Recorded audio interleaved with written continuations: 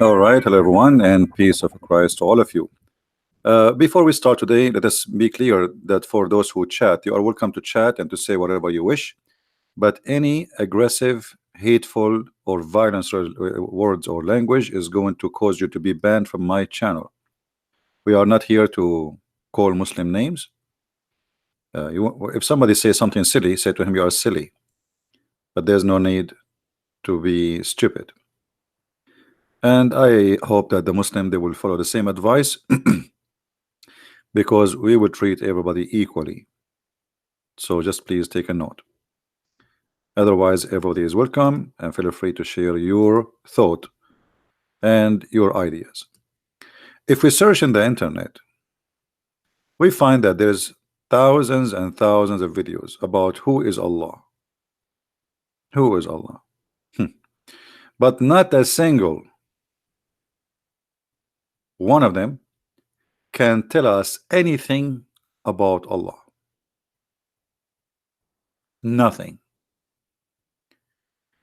You can watch them, all of them. They will say to you, Allah is the creator. But Allah in the Quran, he says he is the best of the creators. So Allah himself, he got you busted, saying that he is not the only creator. Secondly, Allah the creator, but there is no witnesses of any creation he did. And Allah is disabled and able. So how he can be the creator? Allah the creator, but you do not know how the baby is created correctly. He think that the women have a sperm coming from her ribs and the man have a sperm coming from the backbone. Allah is the creator who he think that the sperm transform into a dead blood. Allah is the creator, but he think that he placed mountains in the top of the earth. Allah is the creator, but he do not remember which one he created first. In one chapter he says the mountains, the earth, the water, the grass, the trees.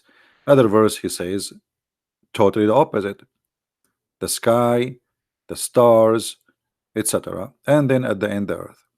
So the God of Islam is a collection of guessing information, no witnesses, no proof whatsoever. And I would like to welcome any Muslim to give me a call immediately if he think he can prove to us that Allah is exist and he is real, and which will make Muhammad and Islam to be a real religion too. If there is any Muslim he feel like he can call me, please feel free. Only Muslims, no Christians. Give us your ID in Skype if you don't mind to be live in YouTube.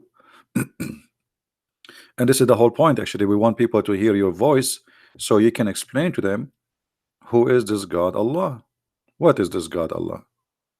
Look, tons of videos, but none of them is really. They don't know. Actually, Muslims do not even know what the word Allah mean. You believe it? Have you ever heard of a religion? The followers of this religion, they don't know what the name of their God mean. They don't know. Thousands and thousands of videos. Or what they say to you, Allah is the creator. Nice to meet you, creator. Muhammad himself, he have no proofs, he have no witnesses. As an example, Muhammad, he claimed that he went to the seven heaven. Seven heaven, there have to be seven. There is seven heaven and seven earth. Until now we could not find neither the seven earth or the seven heaven. So Muhammad, he went to the seven heaven. How he went? Even the Quran never mentioned that. You believe it? I mean, this book is a very funny book. Tons of stories about Muhammad went to the heaven. An angel, he took him and he fly in the top of a donkey who have no wings. It was a sexy donkey and it was very white, because there is no one can enter heaven in Islam unless it's very white, including the donkeys. If you go in chapter 17 verse number 1, this is the chapter of Al-Isra. It says that Allah, he sent or he took his servant at night to the second mosque. Okay, where is the trip to the heaven? Never mentioned. Have you ever heard of a God he forgot to mention the most important thing? Which one is more important, to take you to a mosque or to take you to heaven? Like, do Muhammad go to the space every day? Muhammad, he went to the space, and when he came back, he did not tell us he saw the earth is like, it looked like a ball. He did not tell us he saw the earth in a certain shape. He did not tell us that he lost his weight. He did not tell us anything except he rode on a donkey, and the donkey is so huge. And then when he went to the heaven, he found in the heaven the source of the water of the Nile River and Euphrates.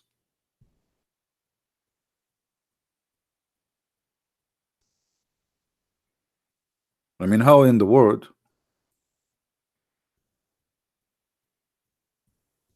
he says such a thing?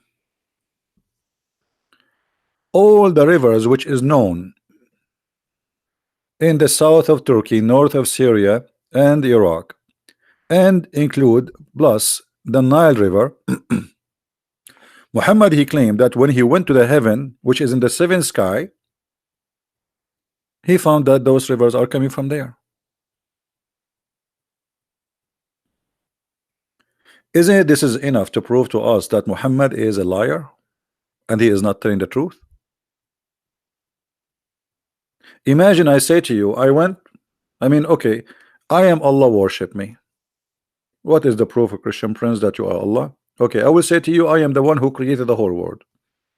Or you say to me, I don't believe you. Prove it. I say to you, I will send you a guy, his name is Muhammad, and he will tell you that. Hey Muhammad, I will take you to heaven, and now I will show you heaven.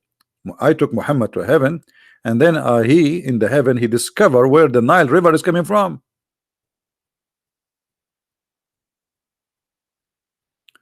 Isn't it this is alone is enough to prove that Muhammad is a false man? Do we have any nice Muslim gentlemen, especially if you are a scholar? I would like to see a Muslim claim to be a scholar with the beard. I like those guys with the beards because they are the easiest to demolish. Do we have anyone? So all this noise about the amazing Allah, the amazing Prophet, the amazing etc., and then we find that the Prophet, he is nothing better than Alice in the Wonderland. Actually, I can show you the tree of the Wonderland of Alice exists in the Jannah. According to Muhammad, not to me.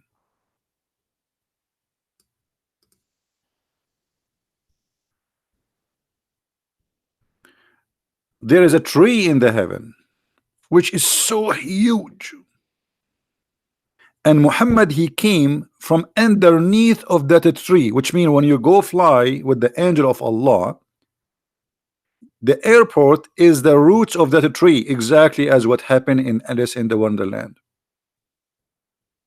Are we lying, Muslims? Are we lying?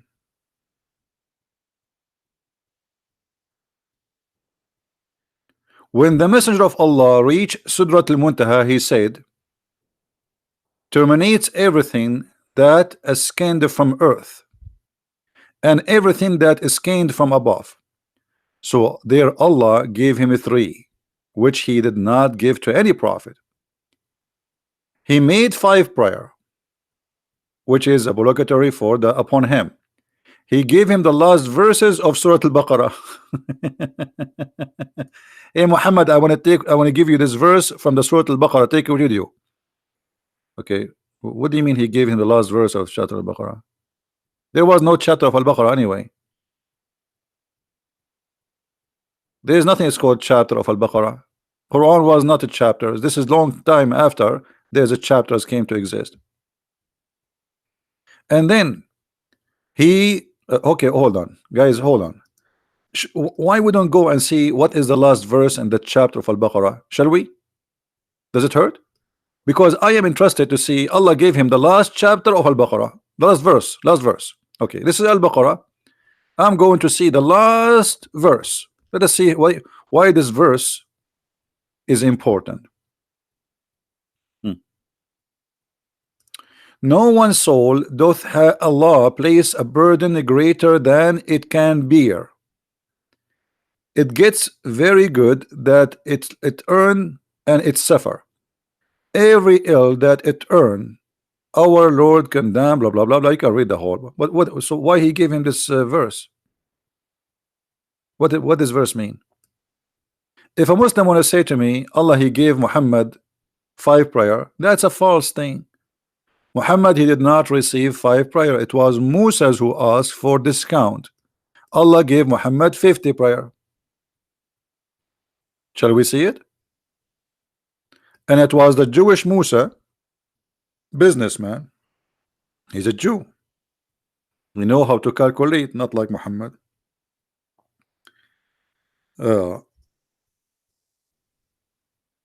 Allah gave Muhammad order to pray 50 times. And this is a story in the front of you. When Allah messenger he went, and by the way we do not know how he gave it to him because Muhammad did not talk to Allah. Allah the Almighty, the Supreme, enjoined 50 prayer upon my ummah, and I came back with that until I passed by Moses. I mean, hold on, I want a Muslim to explain to me how Muhammad he passed by Moses. What is Musa right now?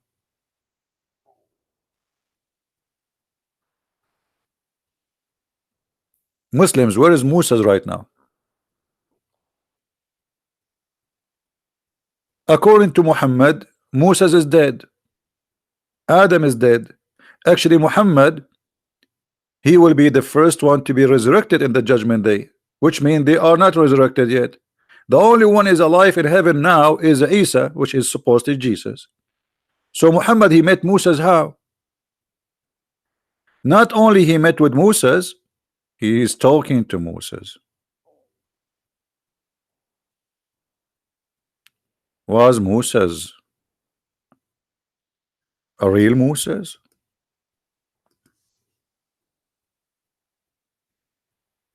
When Muhammad he said, I am going to be the first to be resurrected.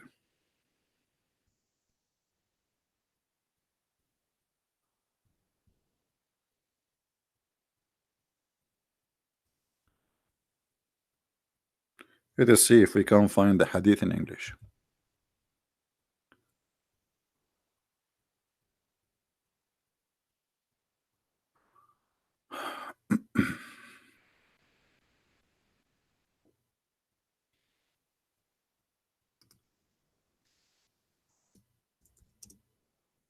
This one we did not find. We will find different one. Give me a second. You know, I don't like to mention something without showing it, because you know Muslim they will say, oh, he is where, how. So I don't like to say anything without showing a proof. Let us see.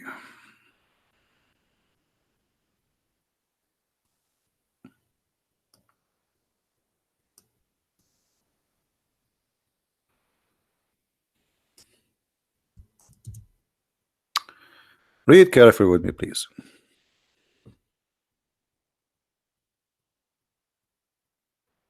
Who is the first one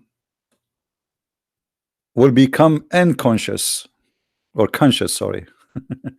I mean, is dead, is a conscious, is asleep. He is going to be the first. And look how silly this is statement. Anyone notice what the mistake of what the silly mistake Muhammad he just made in this story? Who wanna help me here? Let us see who of you is really reading carefully. He will be the first one to be resurrected in the day of judgment. He will be the first one will be able to open his eyes. Okay. Anyone notice what is wrong? Oh, Musa's already there. How he is the first one? He will be resurrected and he will open his eyes, but yet right away he will see Musa's holding one of the pillars of Allah's throne.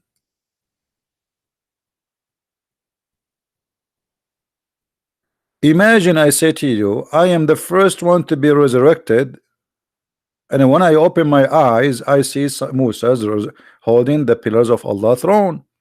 That means Musa's is there before me. He's not the first one. That is a very silly statement, but nothing new. That's Muhammad. He always win the competition of being silly. And this is the same story. A man from the Jews, having been slapped on his face, came to the Prophet. Oh Muhammad, a man from your companion, blah blah blah blah blah blah blah blah blah. Okay, why you slap him? Blah blah blah blah blah blah blah blah blah blah. Okay, I said even above Muhammad, I become furious. I slapped in his face. Blah blah blah blah blah blah. Okay, and then look at this. Muhammad, he said, in the day of resurrection, I will be the first one to be conscious. Then I will see Moses holding the legs of the throne. Allah have a throne, and the throne has legs.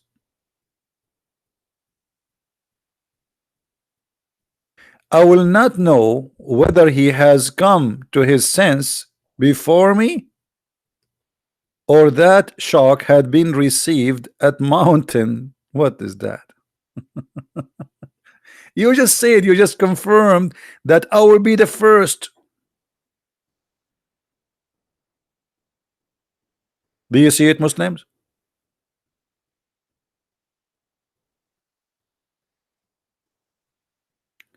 Zuha, she is a Muslim lady. She is saying the Prophet, he hates sin. That's false. The Prophet, he encouraged sin, and he himself was a cheater. Isn't it your Prophet? He said that in the judgment day, as long we are talking about judgment day, all the sin of the Muslims will be forgiven anyway, which means go and do as much as you wish, and he will place the sin of the Muslims on the Christians.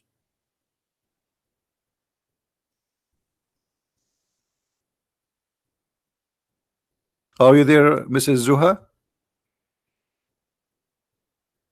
Are you there?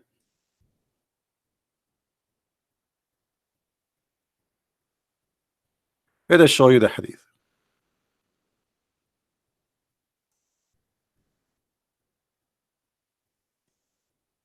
A person who says such a statement, obviously he is encouraging sin, because he's saying to you, even if you have a mountain of sin, read carefully, guys. Is that me saying that? This is Sahih. They cannot say this is Sahih Muslim, Sahih Ibn Majah. All of this is Sahih Hadith. They cannot say it's fabricated.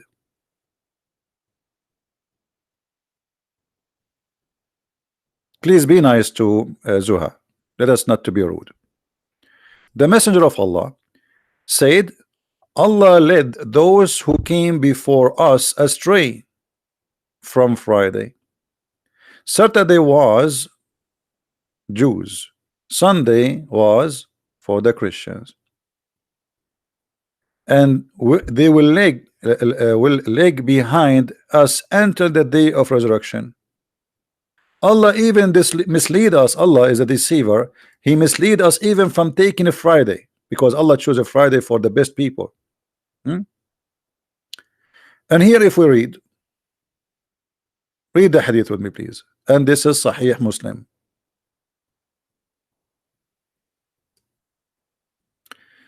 Muhammad, he said, not me. Don't blame me for what your prophet he say.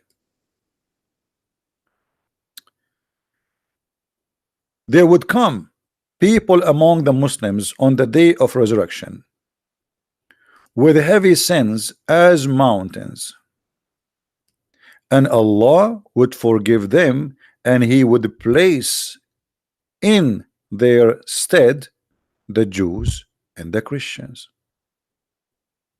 So how, Muhammad, he said, you are saying to me, Zuha, the one in the chat, the Muslima, that Muhammad is against sin, when he is saying to you, don't worry, sin as much as you want, even if it's like a mountain, Allah will take it and Allah will place it over someone else, and specifically the Christians and the Jews. And this proving Islam and Muhammad to be false again. Anyone remember why?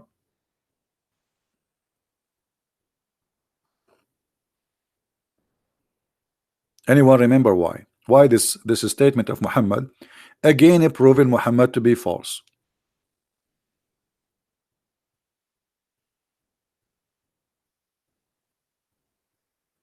Hey, Zuha, I don't care, forgive them, they are sorry or not. As you see, Allah, you come in the day of resurrection. This is in the day of resurrection, and you have this sin. So obviously, He did not forgive you yet. And what He will do, He will take your sin and He will place it in the Christians. But isn't it this is a contradiction for what Muhammad he said in different lie? The Muslim, they say to us, is it fair that Jesus he died for our sin? Shouldn't a person pay for his own sin? And actually the verse we just read in chapter 2 verse number 8 to 6, it says Allah will not make you bear something you cannot handle. All right, okay. Why Allah will give the sin of the Muslims to the Christians? Is that fair? In different verse in the Quran, Muhammad he said the following: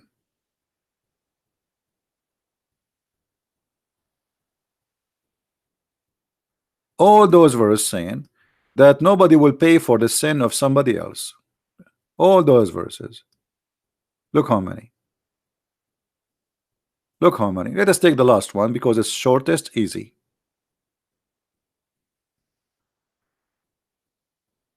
Namely, that no barrier of burden can bear burden of another. Nobody can bear the burden of other. And this is again a contradiction for this hadith and a contradiction for the Quran in different place. Why? Because Muhammad he claimed that in the day of judgment Allah will allow Muhammad to intercede. So if nobody bear the sin of others, what is intercession? How Muhammad he can intercede? And if nobody will pay for the sin of somebody else, how Allah will place the sin which is like mountains in the top of the Christians? This is why we see that Islam is really a kind of a silly cult. It's not even, it cannot be qualified to be a cult. Usually cults are smart. Cults is made by smart people. Muhammad obviously he is not. And this is why Muhammad he spent his life nobody believed in him. But then by the sword, when he joined with the gangs, the outlaw, we call them in Arabic as-sa'ariq. In America today they call them outlaw, or like in the time of the cowboy. The sa'ariq simply are people who they are cast out their tribes for they are ugly in crimes, which means their tribe they wash their hands from them and say they are not our sons, kill them. Muhammad he joined the sa'ariq, and the sa'ariq are criminals, pirate, and he started doing what sa'ariq do.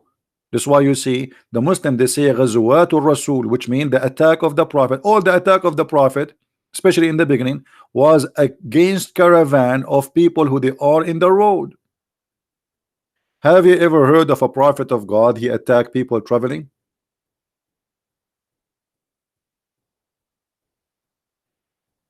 That is Muhammad.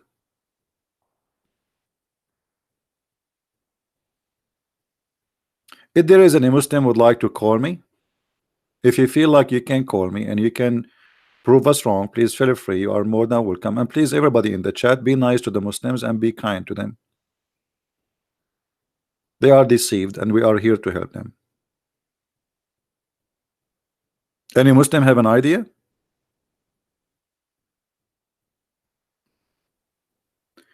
Now we go back to zero.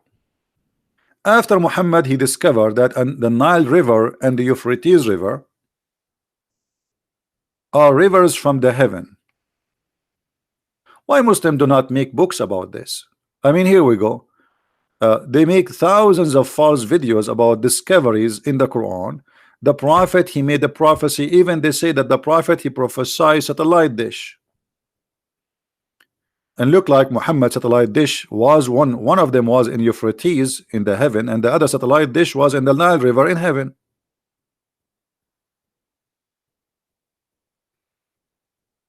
Any Muslim have anything to say?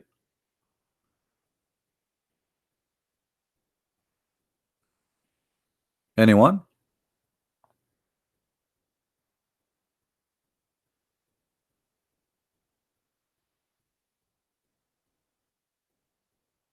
Who was a Muslim, he agreed with his prophet that the Nile River and Euphrates River and Jihan and Sihan, which is 4 rivers, one of them in Africa and the rest of the 3 in the south of Turkey, they are coming from heaven, and they are coming from under a tree. It's called Sudratul Muntaha.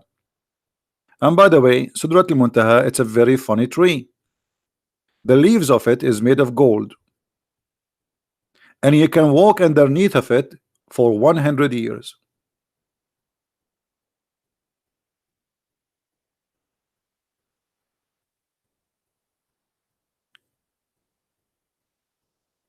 Any Muslim want to say something?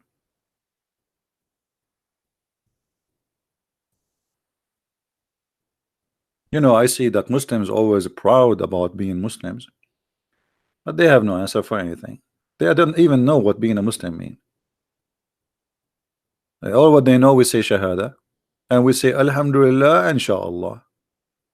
And this is why the Middle East is messed up, because everything is based on Alhamdulillah, Inshallah. I will do it Inshallah tomorrow if Allah will, and nothing will be done neither by Allah neither by them.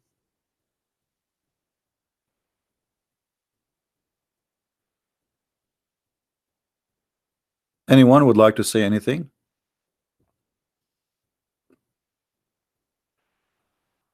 What is the tree which Allah he have in his backyard, which is the greatest tree in the whole universe? Anyone knows? Who is a Muslim knows?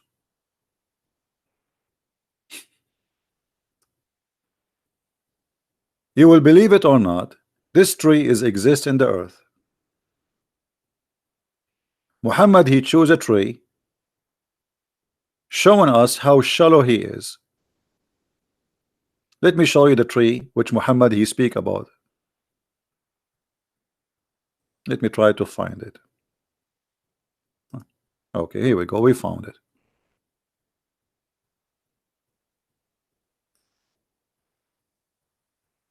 This is the tree Muhammad he spoke about.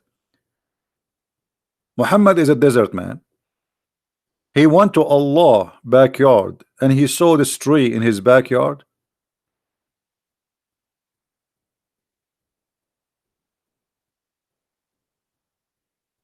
Are you sure?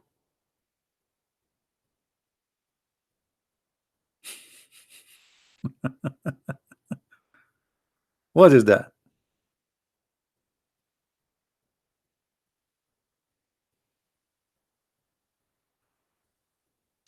Let me be sure that this is the exact tree, because this one looked nicer from the one I know.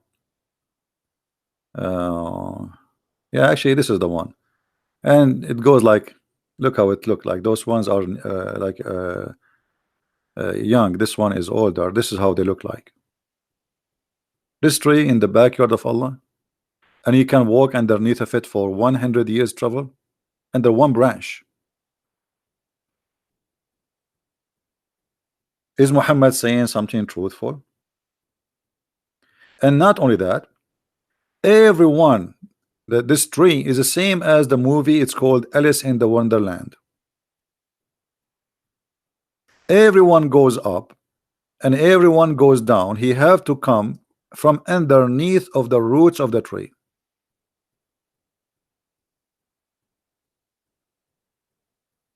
And nobody can pass that tree.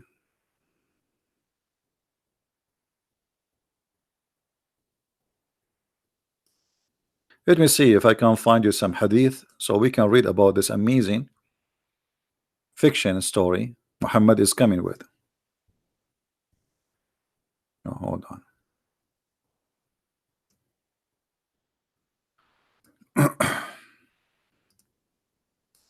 Until now, we did not receive any invitation from any Muslim to call him, and I wonder why. Maybe they knew they have no answer, so they said to themselves, and I'm not going to talk about it. We will look funny. While I was traveling through paradise, a river appeared before me, whose bank had tints of pearl.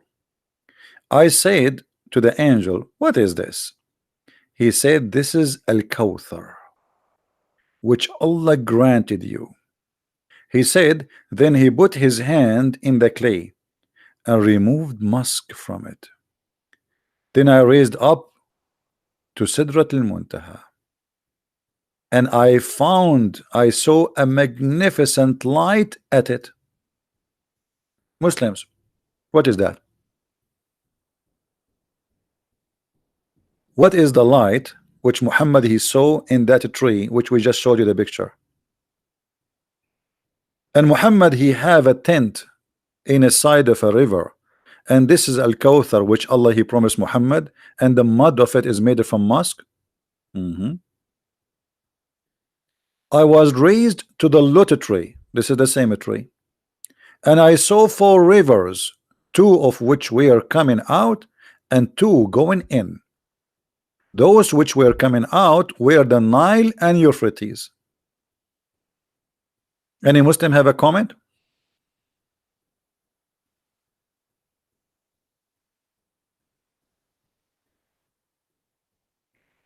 Any Muslim has a comment? Either you say that the prophet is being truthful and they are really coming from the from that tree, the rivers of Nile and the river of Euphrates, or you say obviously Muhammad is lying.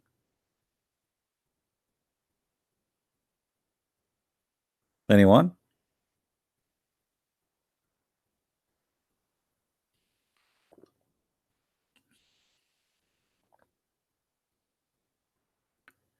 Can I call you in Skype? Hassan? Yeah, sure, Hassan. You are a Muslim, right? Yeah, you are a Muslim. I remember. Are you in Skype already, Hassan? Now? Okay. Is your account is Hassan R? It's the same, right? Okay.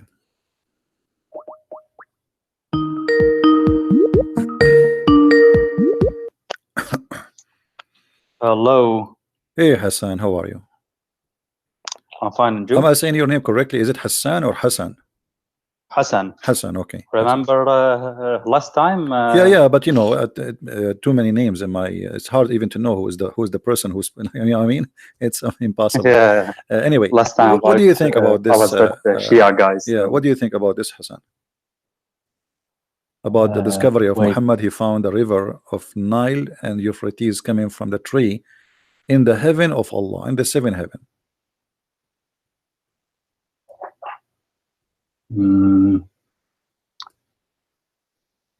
I don't know actually. Where do you think the Nile River is coming from?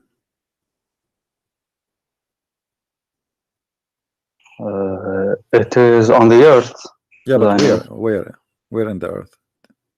Is it in Africa? Is it in Asia? Where? Asia, right? No, it's in Africa. Africa. Euphrates is in Asia. It's in the south of Turkey. The Nile River is in the middle of Africa. So why Muhammad is taking 2 or actually 4 famous rivers, Sihan wa Jihan wa Nilu wal Furat, 4 famous rivers, and he claimed that they are coming from the heaven of Allah, and the heaven of Allah is in the sky. Is this Sunni or Shia? Oh no, this is Sunni now. I know you are a Shia, Okay. but I know that, but this is Sunni now. I have no idea actually. Like, All right. What you wanted to call me? You want to say something beside our topic? I wanted to talk about you about some topics. I don't want to change the topic, Yeah, but if you no, we will allow not me, change the I don't topic. know. We will not change the topic, but you can talk. You can answer me as a Shia, not as a Sunni. Forget about being a Sunni. What make you think that Muhammad is a prophet as a Shia? Well, they say like he was a really decent man, and He was a أهل البيت. decent man. Muhammad was a decent man. Is it true that he was accused of stealing underwear? I saw that, but Okay. I have no idea Anyone what the Shia tafsir say. So anyone of your friends ever accused me that you stole an underwear before? no. It's funny, right? I'm not being rude to you, but I'm just having a conversation to show you how bad this is. So when the followers of a prophet of God, they accuse their prophet that he stole a piece of a clothing, and this piece of a clothing itself, they stole it from a Jew or from someone else. What kind of gang they are? What kind of people they are? Let us say you are a good person and you have good friends, and now you stole some fabric from somebody, and now you are fighting who took the underwear, and they are accusing that the prophet is the one who took it. And how the prophet he answer? Do you see the verse in the screen? Yes. Okay, what do you think about this verse? No prophet could be false to his task if any person has. Can I see the tafsir Yeah, you can see about the this tafsir, from no Shia? problem. But you see here the problem, the translation is false. It says no prophet can be false. It doesn't say false, it says Yaghul, which means he is a thief. No prophet is a thief. This is Yusuf I translation. Do you know any English translation for Shia so we can show it to you? If there's any famous Shia translation, you know? No, I don't know.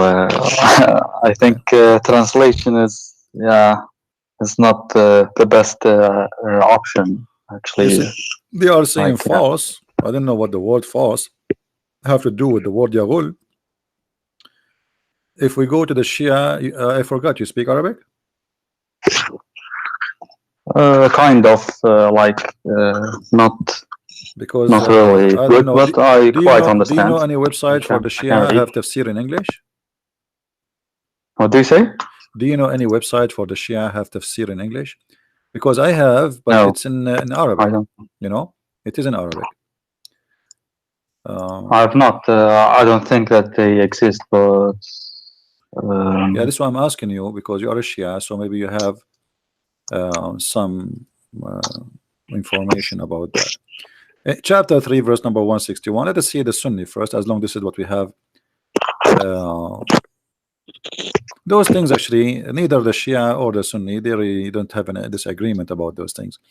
Let us see what is the reason or what is behind of this story.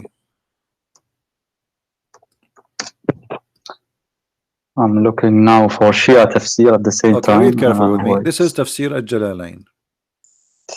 When some red velvet cloth went missing in the day of Badr, it's a theft.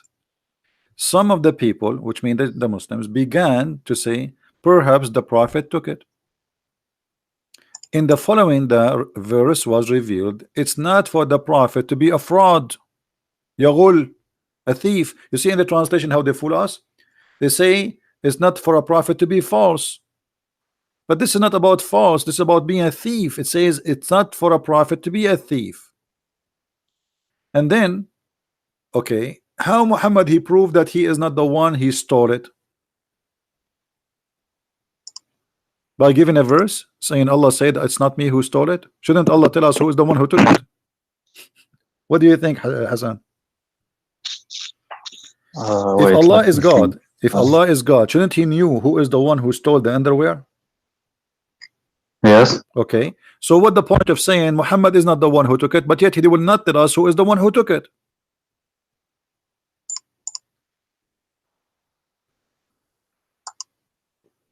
Do you understand what I'm saying? If I am Yes, I God, understand. and my prophet was accused of being a thief, shouldn't I say to them, okay, it's not Muhammad, go to the house of this guy, I know everything, open his closet, or maybe take off his panty, you will see it. So all what Muhammad he did, he gave them a verse claiming that Allah said it is not him who took it. Why Allah did not tell us who is the one who took it?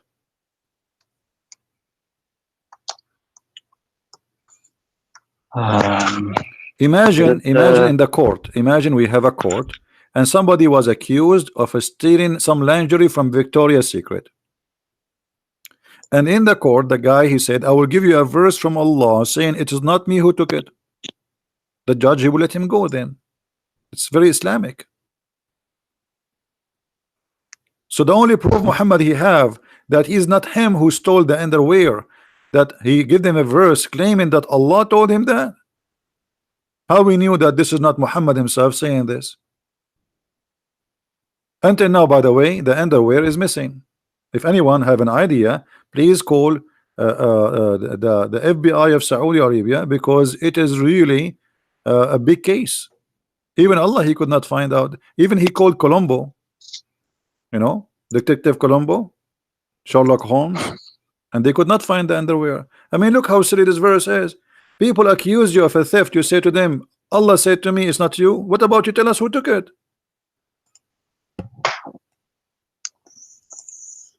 Okay, this is Tafsir al-Jalalain. It doesn't matter. Shia is not better, my friend. Shia is not better. If Shia is better, I can switch to the Shia, go to Arabic, because I don't have it here in English. And can we go? yeah, we can go to the Shia. No problem. No problem. You go. Let us go use to the this Shia. one. Nope. Tafsir al-Burhan. Yeah, okay. You can go to the Shia. Hold on. We can go here. They have. Let me show you what they have in the screen. They have Tafsir al-Quran al-Tabrasi, علي ابن إبراهيم القمي الطوسي الطبطائي الكشاني الجنباذي الشيرازي البحراني البرهاني في تفسير القرآن. All right, let's go to the Burhan. Okay, I'm just curious. All right.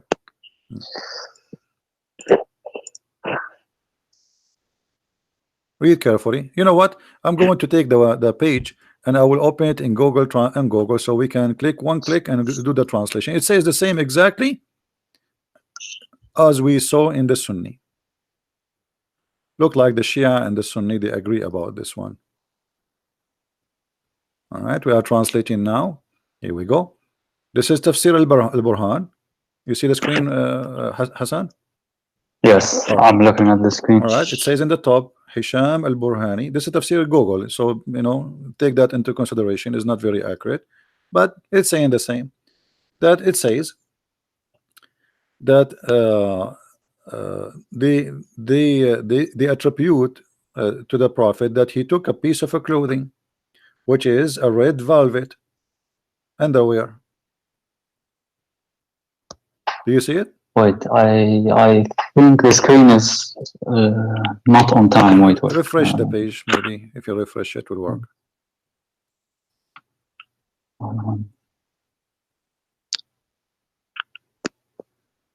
Yes, red velvet. Okay. Platter. Yeah. I don't know what it means. So it's the same. You know, they accuse him that he took a piece of a clothing, and Allah, he gave him this verse saying to them, he did not take it. Thank you very much. So what do you think about this madness? Muhammad is a prophet of God. Sorry, I'm losing my voice. Take it easy. I'm losing my voice. Talking too much, too many people. You know, he is a prophet, and then Allah, he sent him a verse to prove that he is a decent man. By what? By telling them it's not Muhammad who took it. So how we can take this as a... And actually here you will see clearly that they're accusing him to be Yaghul. Yaghul is a thief, and he's a fraud. I mean, how... But wait, did it mention who the thief was in No, the Shia tafsir? Like no, I didn't. no. There's nowhere it mention anything. Where? Nothing. No, there's nothing. It shows. You know, there's nothing in the whole tafsir of the Shia. I don't know. I never. If you know something, let me know. No, I don't know. I Because just because because you looked see quickly, like it was how the a glance. Shia even will come to tell us who is the one who took it, if nowhere it says who is the one who took it. And as you see, Allah Himself He did not say. So here you notice that Muhammad was accused by his followers, but here you notice something very important, Hassan. If you have a very good people, quality people around you, are they going to accuse you really of stealing clothes, and you are their prophet? What do you think? What kind of Well, what kind of a gang Muhammad he have with him, to the point they accuse their prophet and leader that he is a thief? What do you think? actually, that's strange, but you know, maybe it is possible if they are not decent and they want, like, they're not being Well, honest. I okay, mean, people can they do are not decent. horrible things. Okay, why the companion of the prophet are not decent? If the companion, the first to believe in him, they are a bunch of thieves and gang. So what kind of a prophet he is? You know, in the Middle East we say, if you want to know him, tell me who's your friend, I will tell you who you are. Correct? Tell me who's your friend, I will tell you who you are. If your friends are Okay. a bunch of a druggie and drug people, drug dealers, then you are like them. Do we agree? Otherwise, what? Yeah, they say there is a hadith that man من من عاشر قوما أربعين يوم He's from them. You are right. فأصبح منهم. Yeah. As I can remember, like something like that. Yeah, Like he if became one you of them. If he, for 40 days, yeah, he you, became like yeah. he became one of them. Okay, so Muhammad is working with people who they are gang, obviously, and they themselves accusing him to be a fraud. So what was the relationship between Muhammad and his companion then? Business, as you see. They are, الصحابة, yeah, and in Shia Islam, they are very, very hated. Omar and yeah, for yeah, example, but regardless of the names, Abu Bakr. regardless of the names, obviously they are. If they are bad, that means Muhammad is bad. I mean, why I want to walk with you? Why want to go together, drink coffee together, go and fight together, believe in the same God together? We pray together, yet you are bad and I am good. Doesn't make sense. Yeah, okay, but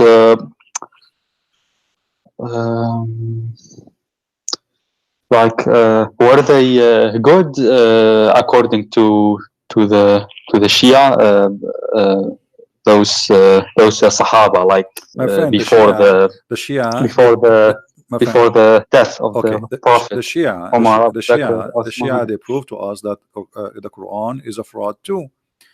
You Shia, you accuse Aisha she was a bad woman, even she was a whore. Is that correct?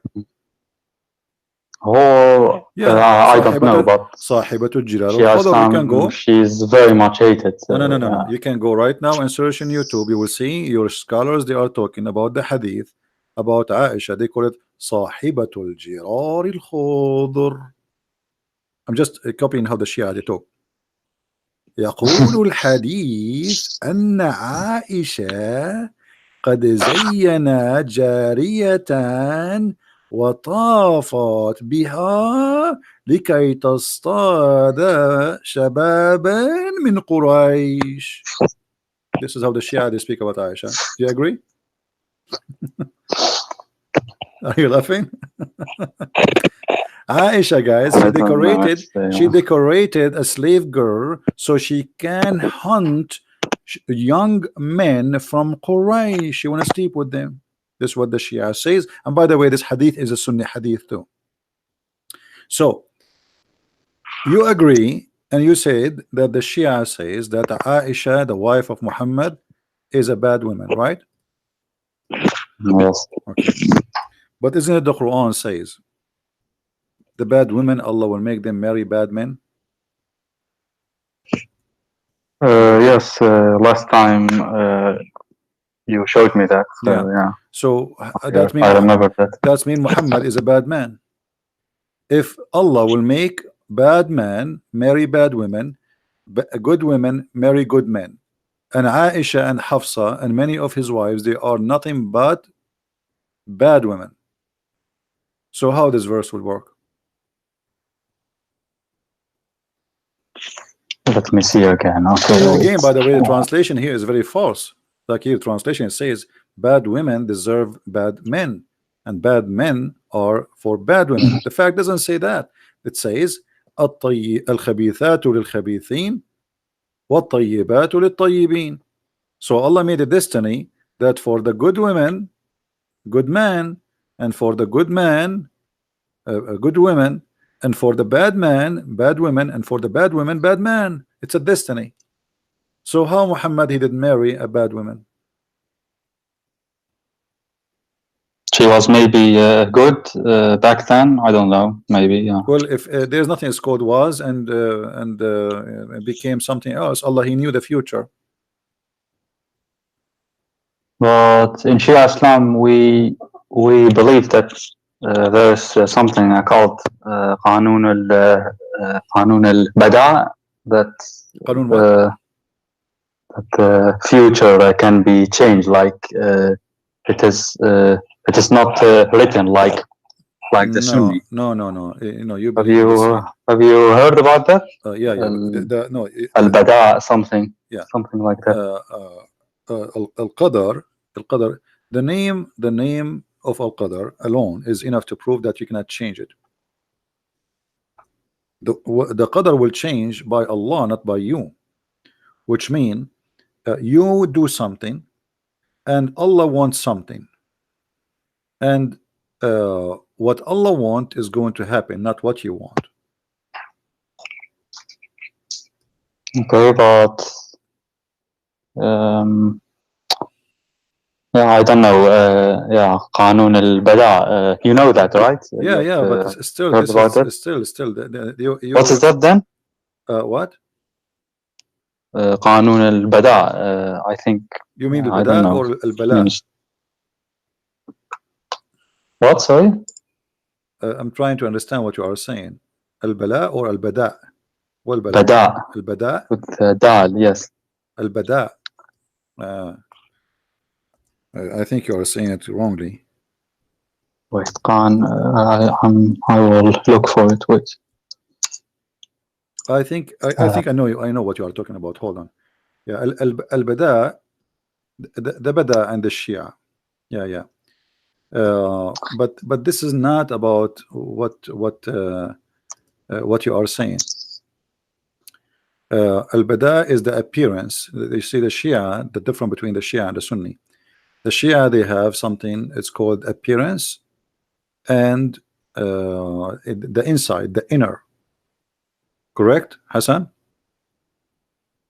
What do you mean? Wait, I don't know what you mean. There is the appearance, and there is the inner, the inside. Batin and zahir, you mean? Yeah, batin and zahir. No, but this is something different. Like, wait, there was a hadith in Al-Kafi about the future that it could be changed. It is not maktub like the it is something is not the Sunni belief. Something is not written, and it can be changed. Al-Bada, like Qanun al-Bada, Ma Bada. There was a hadith, I forgot it. Maybe I can find it. Yeah. Ma Bada. Okay. I forgot the hadith actually. This is from Aqaid al-Imamiyya. Are you the 12? From the 12? 12, yes. From the 12. Ashariya, okay. Yes. Now I know what I'm talking about. So, but yeah, but what you are talking about, that you start something and later you can change what you want to do, right? Yeah, like it is maktub, but yeah, it still could be changed. Like it is Who is it going? is not Who is a the one who real will change it? destiny. Like Who is the one who will change it? me, depending on my deeds, not like that. God created me with a Okay, let me ask you. destiny, and then When Al Hassan and when the children of Ali they've been slaughtered, is that because they changed or because Allah destiny was for them to be killed?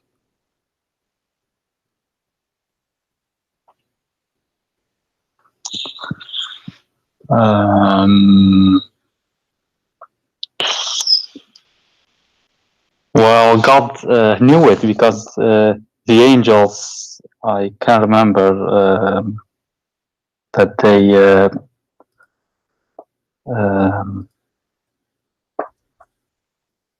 how do you say that in English? اشتكوا, like, yeah, I don't wait, the word, like they can you help me? I'm not sure. اشتكوا على الله because Complain to Allah. They yeah. complain to Allah. They What, sorry? they've been they rebel against Allah. Yes. Okay. Because God will create Adam, and then from Adam will bad people come and they will kill Al Hussein. Yeah, so they knew it. That's what I know. Like, okay, in the beginning, before Adam's creation. Okay, I want you to go with me. They rebelled. So right. yeah, based on that, I'm now thinking. No. I want to show you something how silly the Quran is. Chapter 6 verse 148. Check chapter 6 verse number 148. Allah saying, the idolaters, those who worship idols, they say, if Allah, not if God. I mean, this translation is stupid. Let me try and change it. I don't know why he used the word God instead of Allah, because Allah isn't it the same? No, Allah is a name. You cannot say you place it with the word God in translation. So those who take partner with Allah will say, if Allah had wished. Because if you say if God, we do not know what God is talking about, right? And this is not what the Quran is saying. The Quran is saying, Law Sha Allah. So they name the God, correct? You know what I mean? Law Sha Allah. Yeah. If he wants. As long it says Law Sha Allah, we cannot replace the word Sha Allah with if Allah, if God want. You have to give the name because they named him here. It's Allah. It's not the word God. So look, the Quran is saying, as you just said, that you can change, right? You can change, but here Allah is refuting them, and he agree with you somehow. Look what he says. Those who give partner with Allah, they will say, if Allah had wished, we should not have given partners to him, nor would our fathers. So they are saying, well, this is our destiny, correct? If Allah willed. Do you agree? They are saying, not Allah. Allah is saying to them, no, this is your destiny. This is you choose that. Here he says, they are saying, if Allah willed, we will not take partners, which means we are doing this because this is Allah will, obviously. Because if Allah willed, we will not take any partner with him. And he said, so did their ancestor argue falsely. Do you see it? Are you with me? Do you understand, Hassan? So their argument, okay, you say to me, why you are associating somebody with Allah? I say to you, well, if Allah want me not to associate with him, he can make me not to do that. But obviously Allah like me to do that, because he don't oppose me, you know. So it's Allah will. So Allah here he says, so they did their ancestors, they have the same lie, and they argue falsely. So Allah disagree with the statement that if Allah want, if Allah will, then we will not worship another one beside him. So obviously this is Allah will, therefore we will do it. But look how silly the Quran. If we go to a verse, another verse, you will see the following.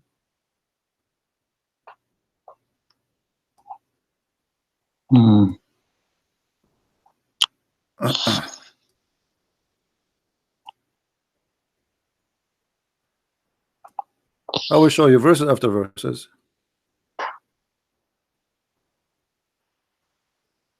Okay, hold on. I need to change the translator. Anyway, all those verses, it says clearly that if Allah will, we will not worship someone beside Allah. So they say like God uh, uh, wrote this destiny Yeah, for they us. are saying that. They are saying that, but Allah, He don't agree with them. Allah saying to them, well, this is your false argument. This is your false argument. But then if we go to different verses in the Quran, we will find Allah saying that this is His will. You see, I'm not using hadith, because if I use hadith, you might say to me, you know, like I'm Shia, I don't agree with the hadith of the Sunnah. I want Shia hadith. Yeah, no, I'm not going to show you they Shia. say I'm like not going to show you hadith. I'm going to show you Quran, which is more better. Chapter 6, verse number 149. It says, Allah says,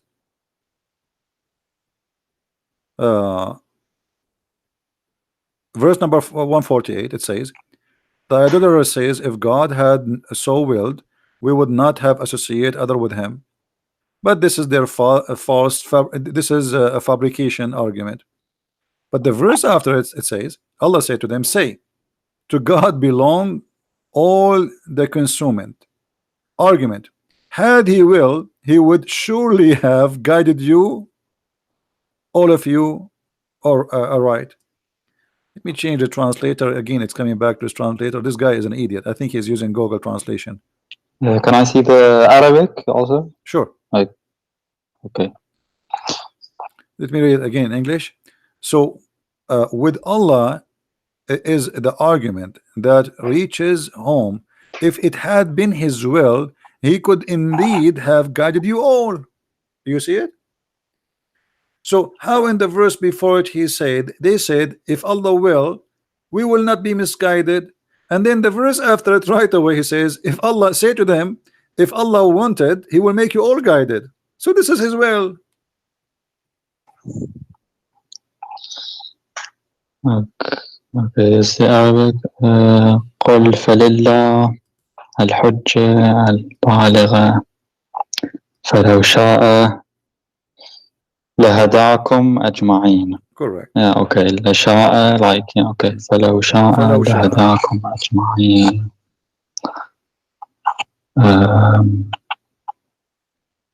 Can I see the tafsir of this ayah? You can, but I mean, this is very easy. I mean, if Allah wants, He will guide you all. Even this one need the tafsir. If Allah no, I'm just curious. They say like it's the same. You may never. Yeah, it's the same. If Allah wants, He will guide you. Your own tafsir. Okay. So if Allah wants, He will guide you all. Which mean what? If Allah wants, will guide you all. It's mean Allah don't want to guide you all. Isn't it obvious? Yeah, I agree. There are many verses. Okay. One says, if we go in different verse in the Quran, فزادهم الله مرضا. Thank you. Yeah. He increased the disease in their hearts, and right. Let me think. Chapter 6, verse 117. It says, your Lord who knows He knows who is going to go astray and who is going to be in guidance. Correct? What is that? It says, your Lord knows who is going to go astray. Actually, the translation is false. Yudil, it's meant to deceive. Who is going to be deceived and who is the one to be guided? Inna rabbuka huwa a'lamu man yudil an sabilihi wa huwa a'lamu bil muhtadin. So it is Allah who knows who is going to be deceived and the one who will be guided. Okay, you said to me that you can change And in order to say you can change your destiny, then you should not, nobody should know, because it's a free will, have to do with you only, because you can change it anytime. But still, God knows everything, Okay. including If you knew the future, right? if you So, knew everything, that's mean he knew what you will do, and that's mean you know it is there already. You change nothing. You think you change, but but the fact you did not change anything. Okay, you change God nothing. knows everything. So yeah. No, okay, hold on. Chapter 13, verse number 27. It says, وَيَقُولُ الَّذِينَ كَفَرُوا لَوْلَا أَنزَلَ اللَّهُ عَلَيْهِ آيَةٌ مِّن رَبِّهِ قُلْ إِنَّ اللَّهَ يُضِلُّ مَنْ يَشَاءُ وَيَهْدِي إِلَيْهِ مَنْ أَنَابَ. Look at this joke. The unbeliever says, why not, why is not a sign sent down from his Lord? I mean, this is a very normal question, right? You claim to be a prophet, and we have the right to ask you, if you are a prophet, how come you don't have any miracles? Allah he answer, and look how funny the answer says, Allah he deceive whoever he want, and he guide whoever he want. What kind of God he is? The Muslim, they falsely they translate the word deceive by saying he leave to astray whom he will. How he can leave him astray? The word in Arabic yudil. Yudil mean you deceive. So Allah will lead you astray by deceiving you, and he will do that whoever he will, and he will guide whoever he will. Okay, so you are saying to me I can change, but Allah is the one who deceive who he want, and he guide who he want. So in order to be changed, to go to heaven or to go to earth, do you have the freedom based on this verse, Hassan? Because the change you will do either will take you to heaven. Let's wait. Let me think. Can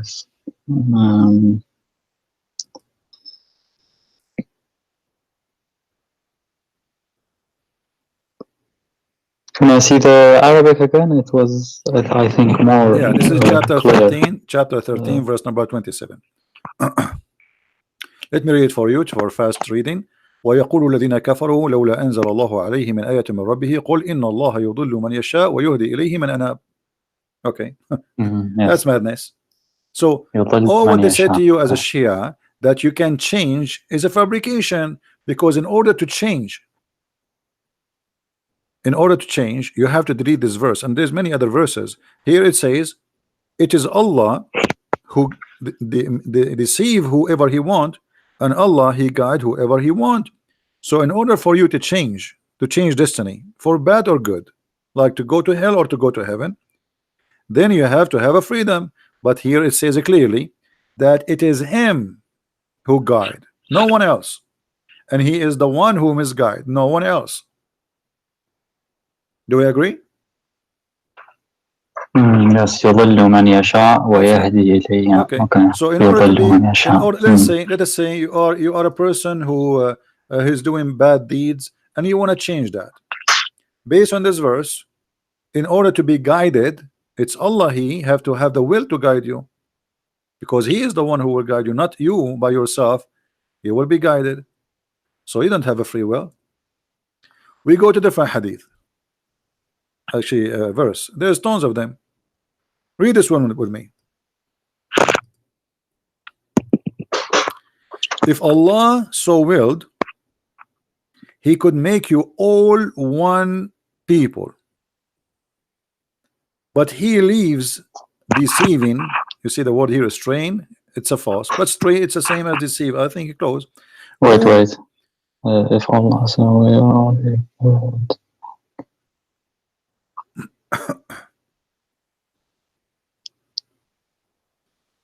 Straying, yeah, يضل straying. So what do you see here? If Allah want, he will make us, all of us Muslims, correct? Or all of us Christians, all of us Hindus, or all of us kuffar. But Allah, he don't want us to be all of us one. It is the will of Allah. He is the one who decide who is going to be believer and who is the one to be not believer. So what's the point of this religion?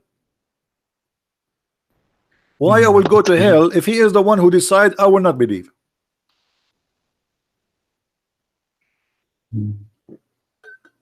He leaves straying whom he pleases, and he guides whom he pleases. Again, this is a false translation. The word yudil have nothing to do with straying.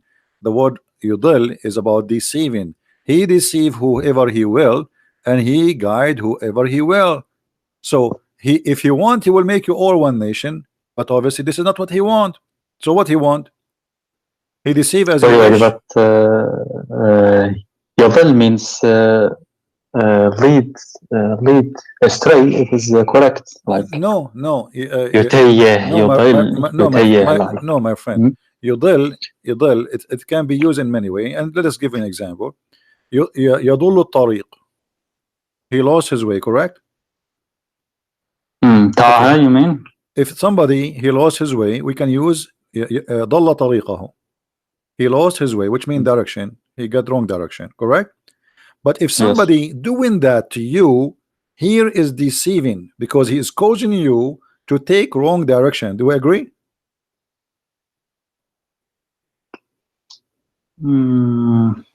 Okay, you want to go in the highway to go to Washington DC, and you ask me where to go from. I give you a different highway in purpose to deceive you, so you can go to different city. Is that a deceiving, or this is just I went astray? You can say it is deceiving. Okay, it is deceiving. Yeah, it is. So I am leading you astray. Yeah, both are them. Yeah, but no, he leaves you astray, which means maybe you yourself, you didn't, like, okay, he did not reach out to you to guide you. No, this is not the case. It says in Arabic, yudil. It's an act he did to make you astray, not something happened, you are astray and he let you there. You know, it's like I'm walking in the beach, I saw somebody is drowning and I did not give him arms, so he died. This is not what it says. He lead you to your death by deceiving you. All right, so Allah here showing us again how stupid this religion is, because if Allah, he is the one who guide who he want, misguide who he wants, so why I will go to hell or I will go to heaven? What I did? Nothing.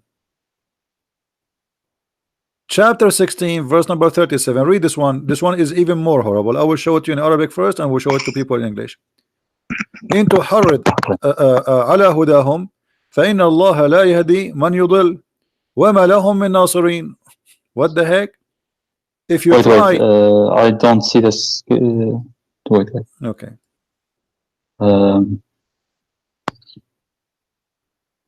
This one, this is chapter 16 verse number 37. 37. Okay, so if you anchor if you try your best to guide them, don't waste your time. Allah will guide not the one who he deceived, and those who he deceived, nobody can help them. And this is the Muslim translation. Do you see it? So how that can be possible?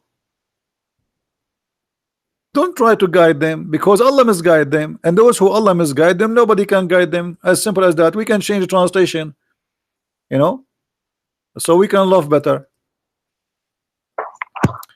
Even though, O you Muhammad, translation of Biktal, desires their right guidance, still Allah assuredly will not guide him who misleads. Allah will not guide who he misleads. Who is the one who mislead the guy? Allah. You're laughing.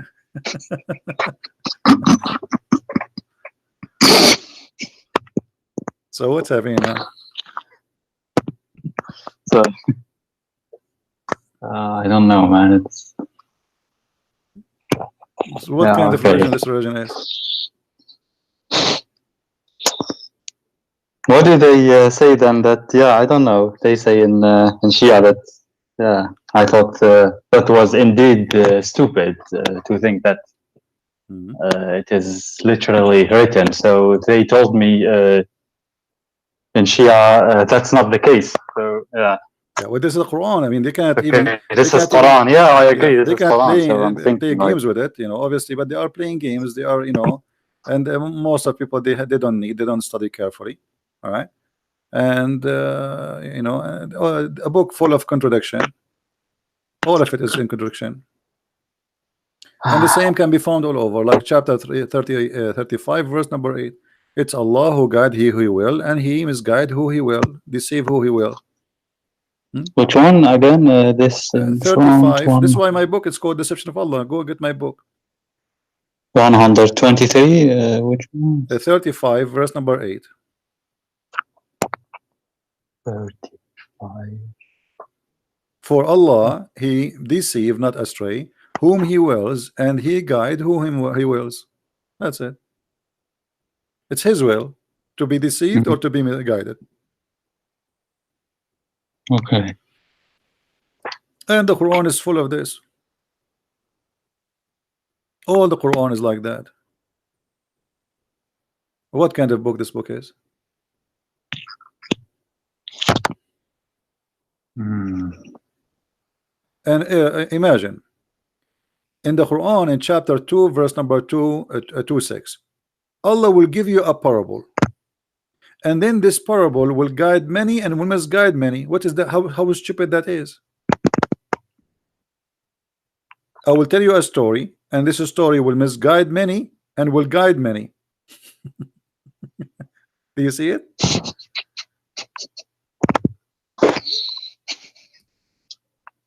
Hey guys, I have a story for you, and if I tell this story, many of you will go astray and many of you will be guided. So what the point? What the point exactly?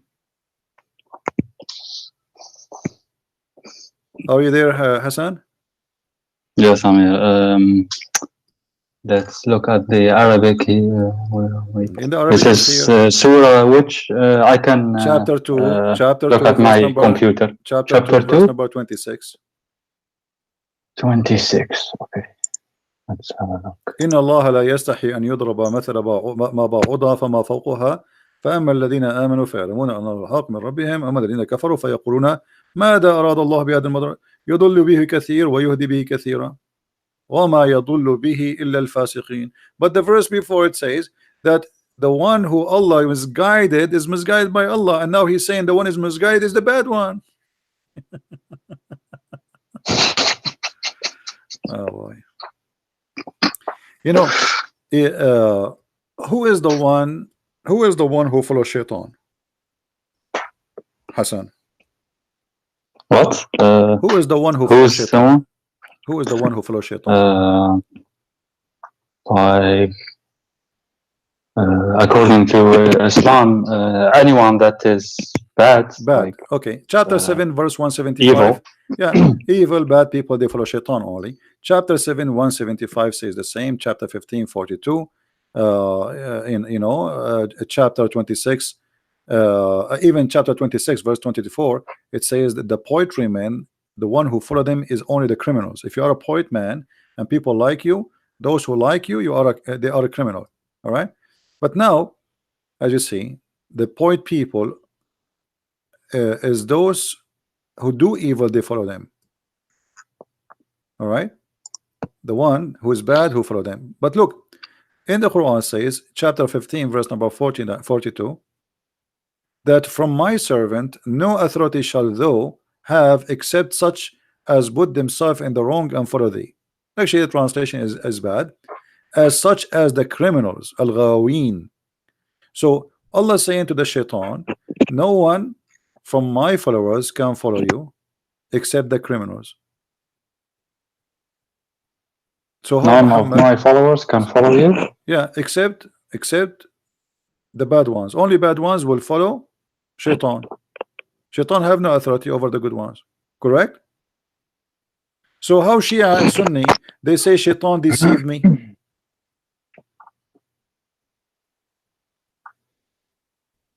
Did you hear the question, Hassan? Yeah. How you Shia, you say shaitan deceived me. If shaitan cannot deceive unless you are a bad person, you are a criminal. Not only a bad, you have to be a criminal. Al-Ghawin. What a stupid religion. So you say to them, Shaitan have no authority except over the criminals. Okay, so how Shaitan he was able to convince Adam to commit sin? Adam was a criminal. They say in Shia Islam that Adam like Iblis swear by Allah. So Doesn't matter. Doesn't matter. Adam thought that, my friend, whatever Shaitan he did, whatever no one would no Hassan, whatever would Shaitan swear by Allah and lie. But yeah, okay, whatever yeah. the stories they told you about Shaitan he did, as long the Quran, and this is before he even kicked him out from heaven. He says, Allah, that you have no authority over my servant except the one who follow thee. In order to practice this, that means Adam he follow thee. No matter how he convince him, he swear, he play jumbo mambo, that will not change he follow the advice of Shaitan. That means Adam himself was a criminal. Right? What about Muhammad? Yeah, okay. I find it so strange, like he's a prophet. Okay. What about Muhammad?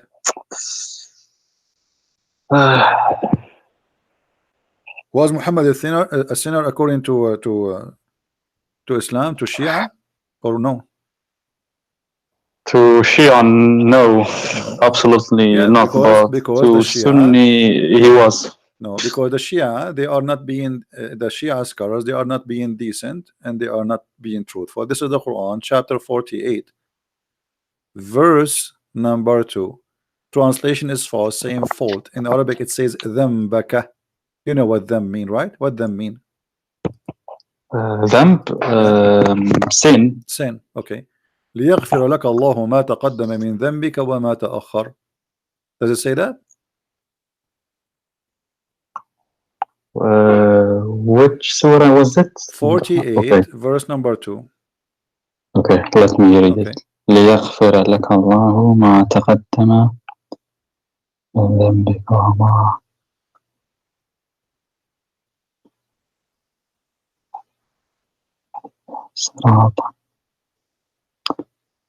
Yes, okay. So to who is he this is to Muhammad. This is to Muhammad. This is speaking to Muhammad.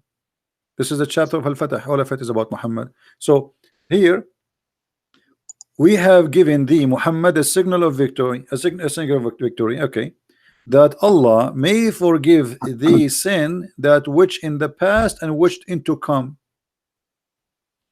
If the Quran just said that Shaitan have no authority over anyone to make him do what? If Shaitan have authority, what he would do? He would make you commit sin, correct?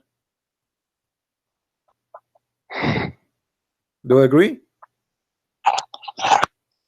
I don't know, man. Yeah. So Allah says you cannot make my followers do sin unless they follow thee, and they are criminals. So how Muhammad he commit the sin?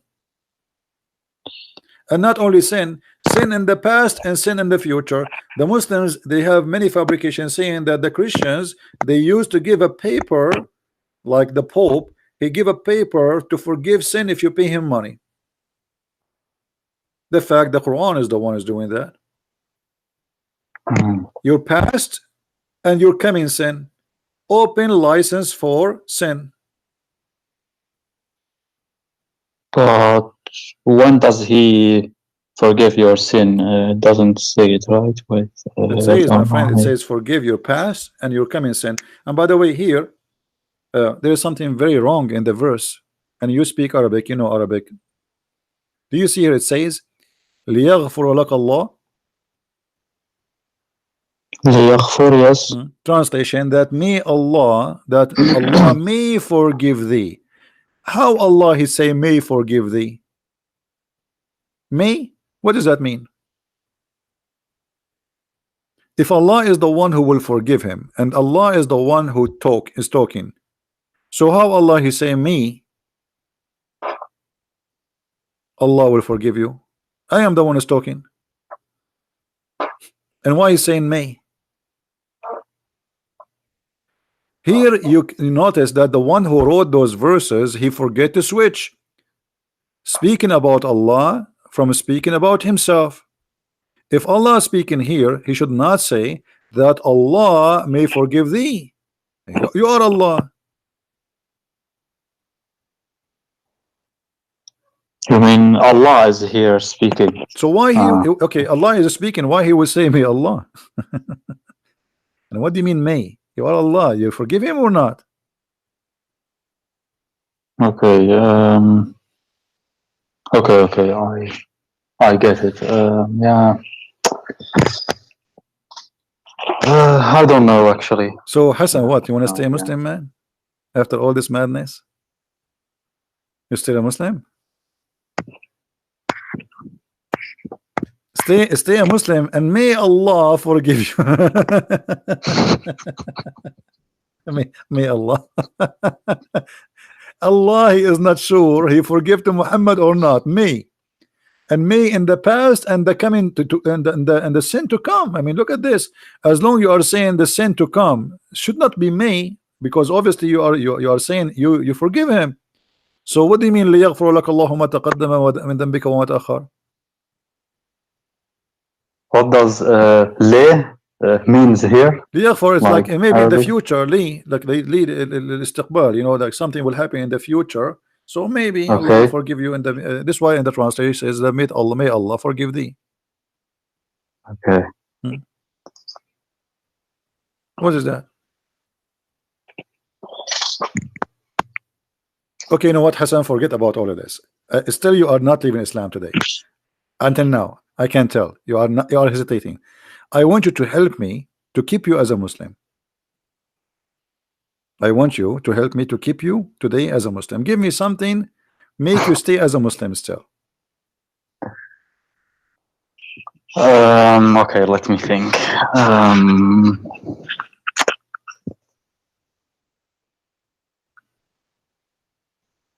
I don't know where they say like Ahlul Bayt, they have many hadith about wisdoms and like that's all fabrication with stories speech. after what, you know, all those stories written long after Muhammad.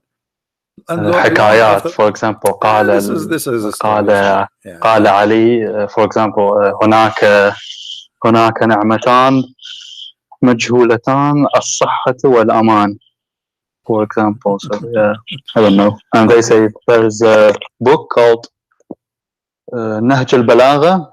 All right. Of Ali, he has a sermon without dots. Okay, But I don't think that's really. I don't know, man. But they say like Ali was the most rightful person. But yeah. All right. Well, let us see some of the wisdom of the people of Ahlul Bayt. All right. Okay. That's what they say. What about watermelon? Watermelon? Yeah. What do you mean? Is watermelon a Shia or Sunni? What? Yeah. What? Why you are laughing?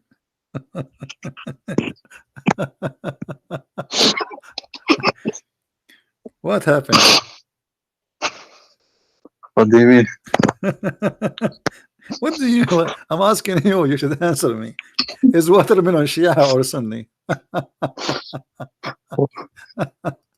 Guys, according to the Shia, watermelon, if she is sweet, she is a Shia, and she is from the one who love Ali and the family of the Prophet. If she is not the watermelon, she is Sunni. What do you say?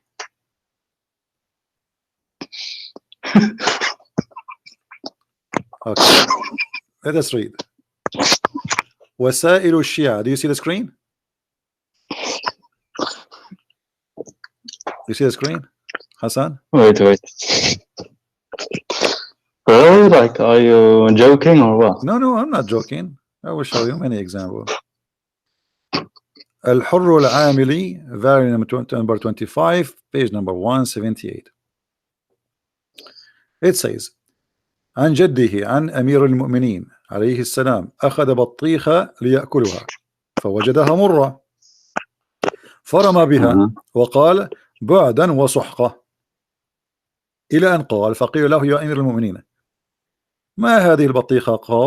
قال رسول الله صلى الله عليه وسلم إن الله أخذ عقد مودتنا على كل حيوان ونبت فما قبل الميثاق كان عذبا طيبا وما لم يقبل الميثاق كان ملحا زائقا. So let us translate. Ali, he took a بطيخة, a watermelon, and he wanted to eat it. Actually, let us click at Google Translation. And then when he start eating it, he found that it is sour. The taste is so bad. So he throw it away and he cursed it. And they said to him, the leader of the believers, Amir al-Mu'mineen, what's wrong? What's up with this watermelon? You know? He said that the Prophet of Allah, he said that Allah, he took a contract of our faith, which means Shia faith, on every animal grow up before the whatever, and every planet. Actually, here the translation is wrong. And every planet, animal and planet. So Allah, he made a contract that all the animals and all the plants who are going to follow Ali, the good ones, Ali and his family, they will be sweet and good taste, and those who they are not, they will be salty and they will taste bad. Do you see it, Hassan? Yeah, I see it. And this is an agreement between Allah and all the animals and the plants. And this watermelon, she is not Shia. That's why he throw it away. It's not sweet. So this is the wisdom they told you about the Shia. What? Okay, I think you had enough. Are you going to stay Shia or what? Did we have enough for today? Never heard this. What do you mean you never heard? Okay. What about if you look at the anus of a woman during you're having sex with your wife, and if you look at her anus, what will happen to you? You will go, your son is going to be blind, and he will be mute and deaf just by looking at your wife bum when you are having sex. The same as if you are talking. All right, if you talk during sex, Allah will make you mute. Allah will make your son mute. And this is explained why some kids are mute, because simply you were talking during the time you are having sex. Let us read together. Al-Book Al-Kafi, and this is your best book. You told me before this is the best book you like, right? Al-Kafi. Al-Kafi, yes. Volume number 5, page number 498. All right, it says, let us go down. All right, what is the most time is hated to have sex in, even if it is lawful, which means with your wife? He says between the sunrise and the sun raised, which means like the sun is rising and the sun already is in the sky. That time is forbidden. It's haram. And between the sunset until the last light of the sun is gone, it's haram. It's bad. And then in the day where the sun have an eclipse and the moon have an eclipse, and in the night where there is like a cold air, sorry, dark wind, like I think this is from the sandstorm, and red wind, and yellow wind, which is presenting a dusty storm, cold, hot. In those days you should not have sex. And then he says, All right, let us see.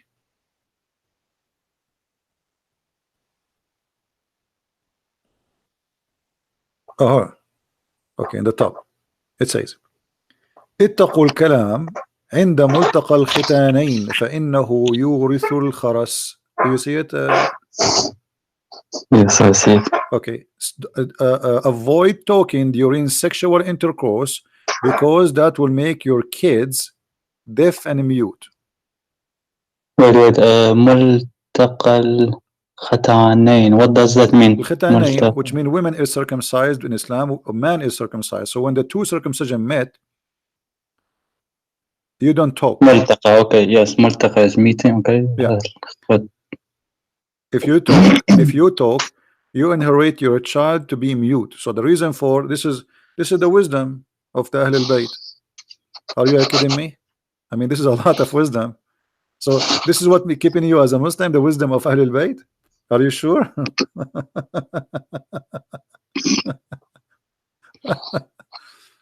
I mean, that's a lot of wisdom, man. I mean, that's really good. but basically, like there are thousands of those. Okay, what about wisdoms? what I about, don't know. okay, you believe in قال علي قال الإمام قال. Okay, you believe in Al-Mahdi, right? Yes. Okay. Well, yeah, I don't know, but it is in Shia Islam. It is of the main belief. But yeah, but I know, but I mean the Mahdi. Is it true that his fart is like perfume? What? What do you mean what? Is it true that his fart is like a perfume? Why you are laughing? Hold yourself. This is your religion. Come on, show respect, man. This is Biharul Anwar, Al-Allama Al-Majlisi, volume number 25, page number 168. All right. The description about Al-Mahdi. What Al-Mahdi, what he will be. He says that the Imam Ashru Alama, there is two signs of Al-Mahdi. First one, his penis will be circumcised when he was born. So his penis is already circumcised by Allah. And if he fell down in the ground, he will fail in his butt. In his butt. Not in his any side, no, in his butt. Always he fell down in the butt. Like you throw him in the air, he go down in his butt. And when he fell in his butt, right away he say Ash-Shahada, Ash-Shahadatain. Right away, he fell in his butt. He say La ashhadu la ilaha illallah, no, Ali, blah, blah, blah, blah. Okay, and then he never have, or he will never have get dirty from orgasm, which means his orgasm is always pure, and his eyes never sleep, and his his eyes sleep, but his heart never sleep, and he never do yawning, and he never stretch like what like. Stretch his arms, like he never do that, like tired, like no. And then he can see what is in the front and what is behind him in the same time. And his like his the effect is like the musk, and the earth always right away swallow it and make it disappear. What do you say? Let us click at English translation so we can translate the page in English. But I know like a Google translation will not really be too much good, but better than nothing. So there is 10 signs of Al-Mahdi, as you see here, and his eyes. Okay, Abu Ja'far, etc. For the 10 signs, he is born with sealed the cleanser. See, the cleanser is circumcised, and if he fall in the ground, he fall in his butt, not his feet. And when he will rise his voice saying the Shahada, he does not his eyes sleep, but his heart never sleep. He never do yawning, and he never stretch his body. And what else? And then and translation here is really messed up. So what do you say, my friend, about the wisdom of the Ahlul Bayt? I mean, this is too much wisdom, and you are proud about it. So this is what making you stay as a Muslim? Hmm? I don't know what to say, man. Hmm. What, you will stay a Muslim or not? I don't know.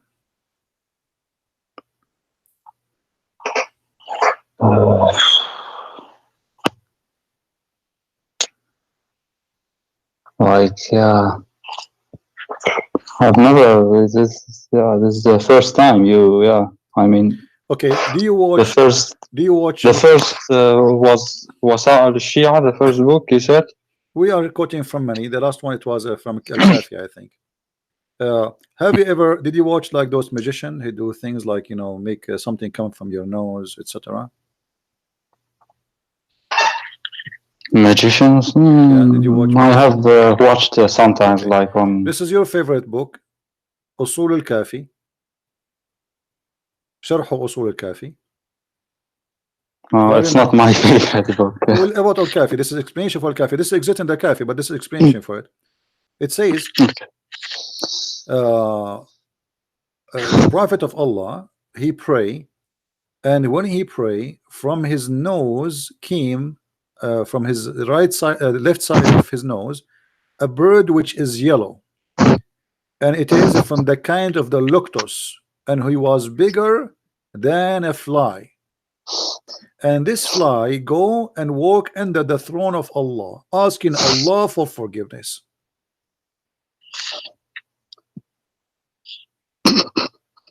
What? This is a bird coming from the nose of your Prophet Muhammad, and his was yellow. He was a bird, but yet he is smaller than the lotus and bigger than the fly. And he walk under the throne of Allah, asking Allah for forgiveness until the judgment day. They asked your prophet, actually no, not your prophet here. كنت أجلس أجالس أبا عبد الله عليه السلام. So a guy who was sitting with Imam Abdullah, and he said to him, where the sneezing come from? He said, the nose. He said, you are right. I mean, you see the wisdom? The sneezing, where the sneezing came from the nose. You are right. Here they are quoting you the amazing miracles of those guys. I mean, the guy, he is telling us that the sneeze come from the nose. I mean, all right. And then he says, where is the sperm is coming from? He says from all the body, not only from the penis. And then this is what and he says, testicles, you mean? and then he says, no, all the body, جميع البدن. He says, don't you see when a human he sneeze, all his limb move, and if somebody he sneeze once, he will not die for the coming 7 days. So he's trying to prove to you that the connection between your sperm and your sneezing. So while you sneeze, all your body move. And he is saying he's connecting between where the let me translate this to English so people they can read. I mean,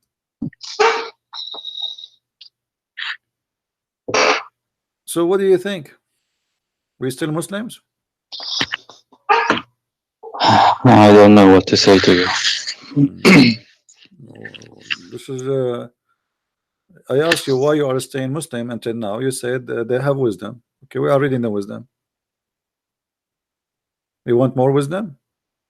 I can give you from now until next year a lot of wisdom. Do you really want more wisdom, or we are done? Well, I don't know what you want. Yeah, I mean, yeah. Okay, how many Allah he have 2 cities in this earth?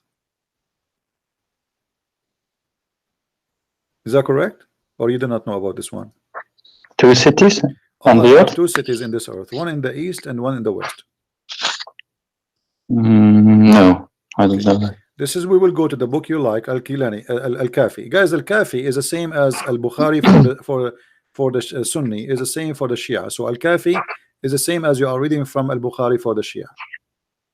It is not entirely the same, but close, as I No, know. I mean But same as because as value. I'm not saying it's the same book. I'm saying it's as a value. The Sunni consider Al-Bukhari the most accurate. The Shia consider Al-Kafi the most to be trusted. yes, okay, that's true. Yeah, and then let us see here. Let us see if we can find this hadith. Hold on. Okay. وإن لله مدينتين إحداهما بالمشرق والأخرى بالمغرب. Allah, He have two cities, one in the east and one in the west. Around them there is a fence from iron, and in every one city there's a thousand door, and every city have 70,000 language, and all speak the languages with the everybody inside the city, he speak different language from the other person. And he said, and I know all the languages there. What do you say? Wait, again, there are two. This is the Hassan, cities Al-Hassan on alayhi salam, on this earth, two cities, okay. One in the west, one in the east, and then there is a fence made from iron, and every city have a thousand door, and every city have a 70,000 language, and every one of them, and every individual there, he speak language different from the other person.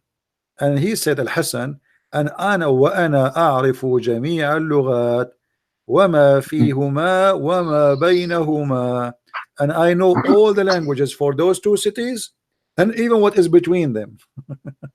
So what do you think about this wisdom? Do you really believe Al-Hassan he knows all the languages of those cities, which is a thousand language, 70,000 language, not here like translation? What do you think?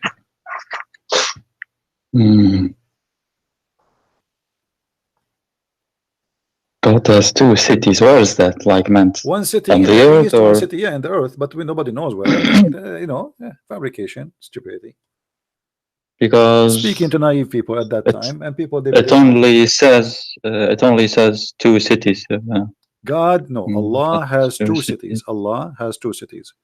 One of them in the Mashriq, which means in the east, and the other one in the west, not Morocco. This is stupid translation. Yeah, Maghreb, okay. Maghreb. In the west. They have a wall made of iron, and each of them has a thousand door, and every one of them have 70,000 languages, not thousand language.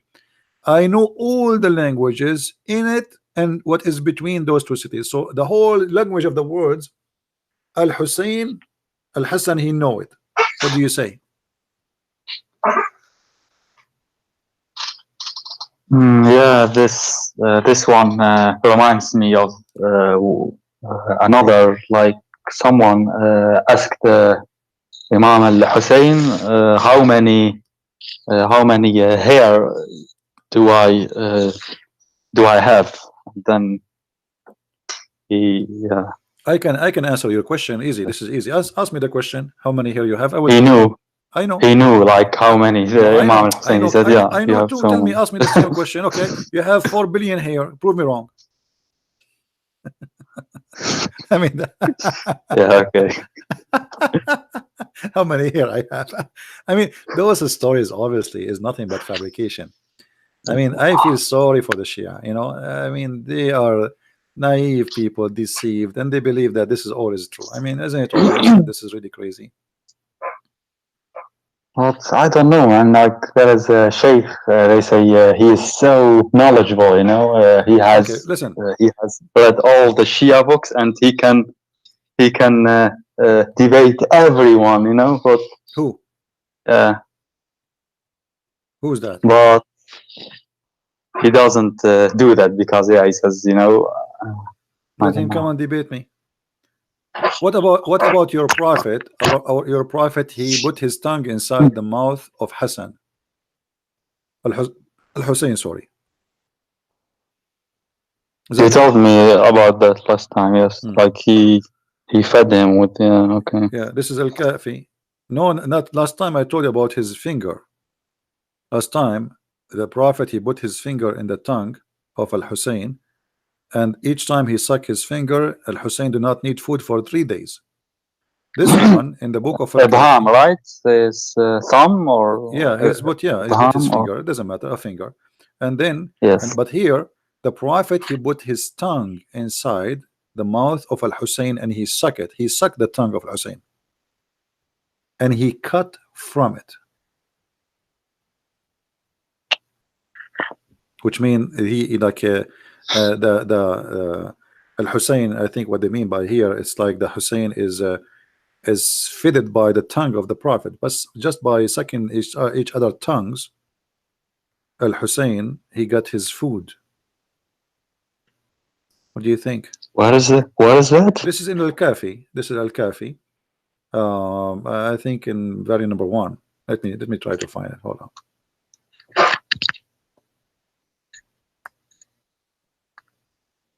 Oh yeah.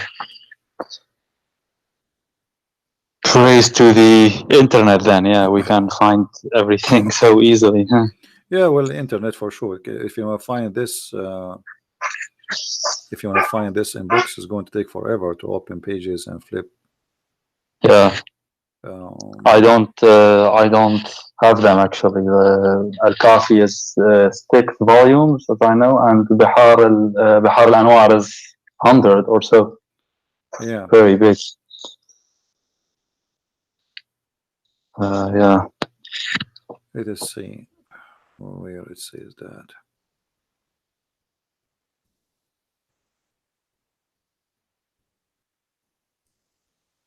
Okay, here we go.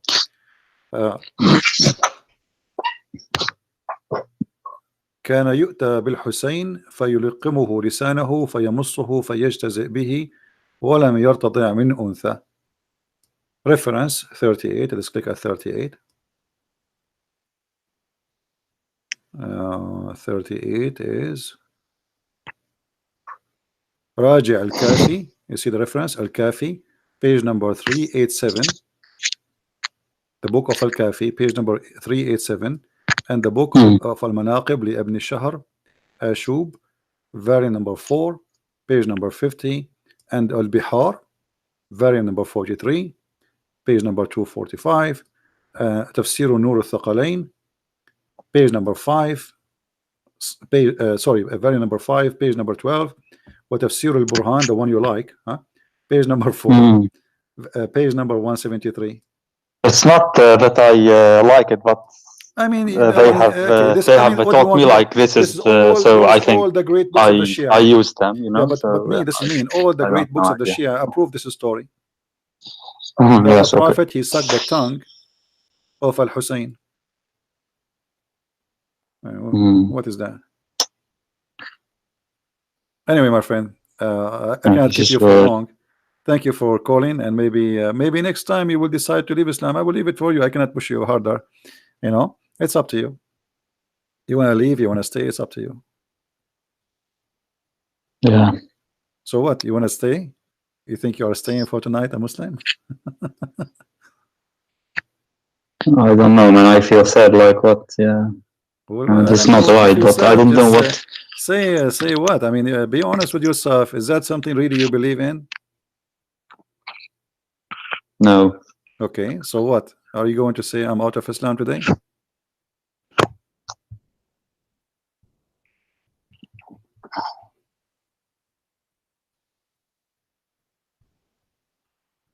Are you afraid to say it? I mean, everything you show, yeah, it is true, yeah. Okay, so if I am saying the truth, it means Islam is false religion. So why you then say Islam is false? I am out.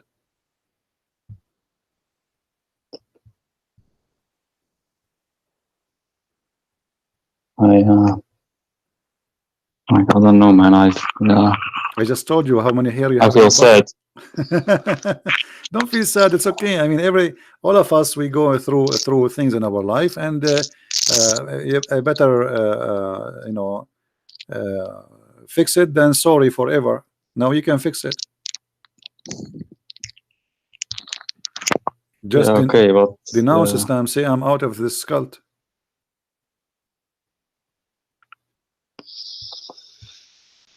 okay, but yeah, what then? Okay, but In did this you case, say? like, I want to hear there's this. not I a want to. single religion Okay, hold of on. which I'm really Before we talk convinced. I about what don't know. next, no. Before you talk about next, did you denounce Islam? Did you leave Islam?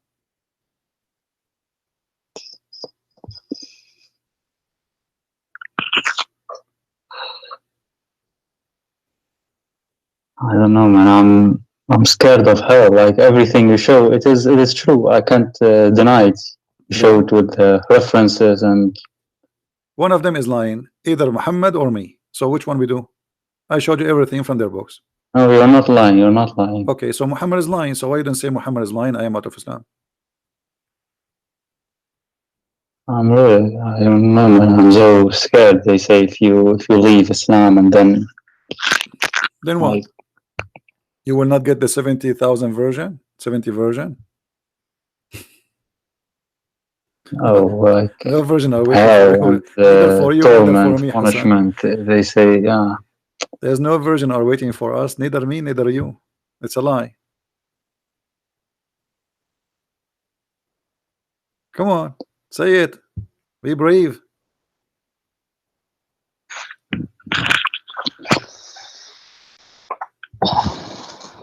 Okay, let me think once. Wait. Are we out of Islam? I can tell you are out of Islam. Why you don't say it? I can tell. You just told me you are saying the truth.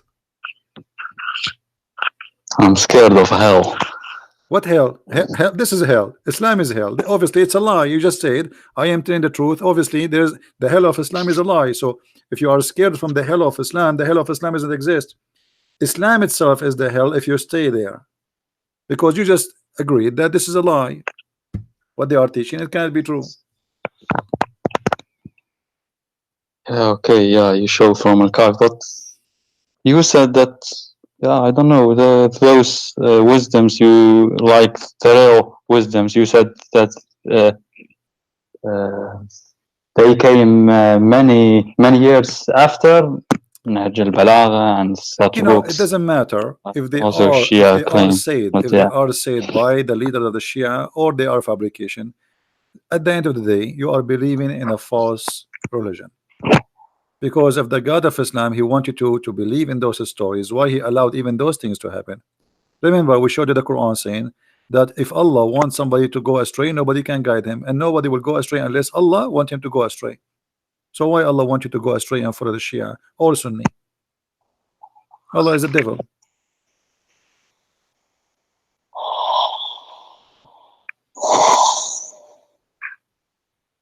So are we out of Islam?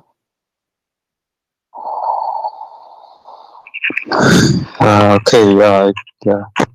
Yeah, you're out of Islam. I think. So you are out of Islam. I mean, I don't believe in those things that you showed. So okay, so you are out of Islam. I'm so happy for you, Hassan.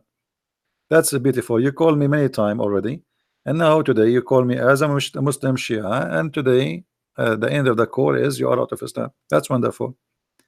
Now you said you're afraid from hell. Well, for me as a Christian, I am not afraid of hell. I believe in the Messiah, and I will be with him.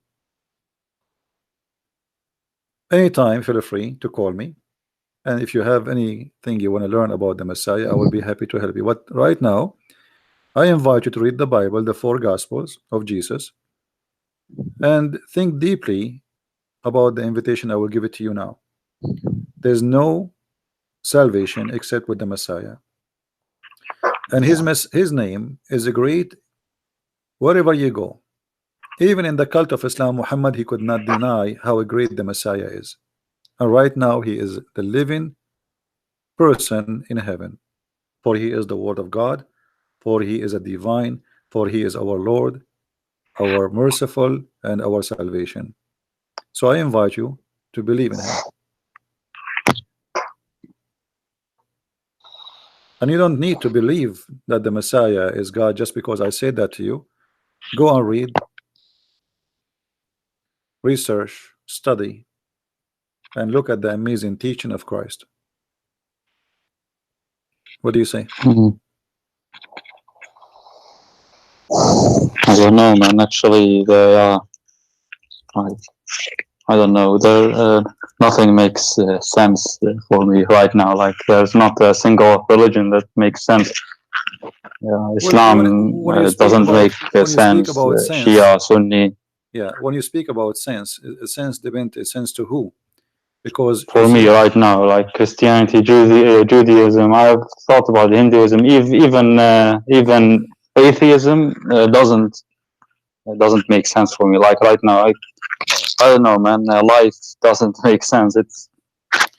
it's all right. You see, I'll give you time. Go and read and research. Anytime, feel free, Hassan, if you like, you can call me anytime, and I will be happy to help you. Are we good? But why are there so many Christians leaving Christianity and there is so many people, yeah. so many Christians accepting Christianity. Where are there so many leaving Christianity? What do you mean, atheist or what? I mean, in the past, like what I live now, like 60% are atheists. No, that's not true. Yeah, those numbers are false. Those numbers it used to be no. You know, much less, like 50 years ago or 70 years ago. Do you live in the state? Do you live in the state? No. Okay. If you live in the state, you can go every Sunday, and you will see you will not find a place to park your car when you go to any church. Our churches, not only churches, they are mega churches, are huge. So Europe, I'm talking about Europe. It doesn't Europe.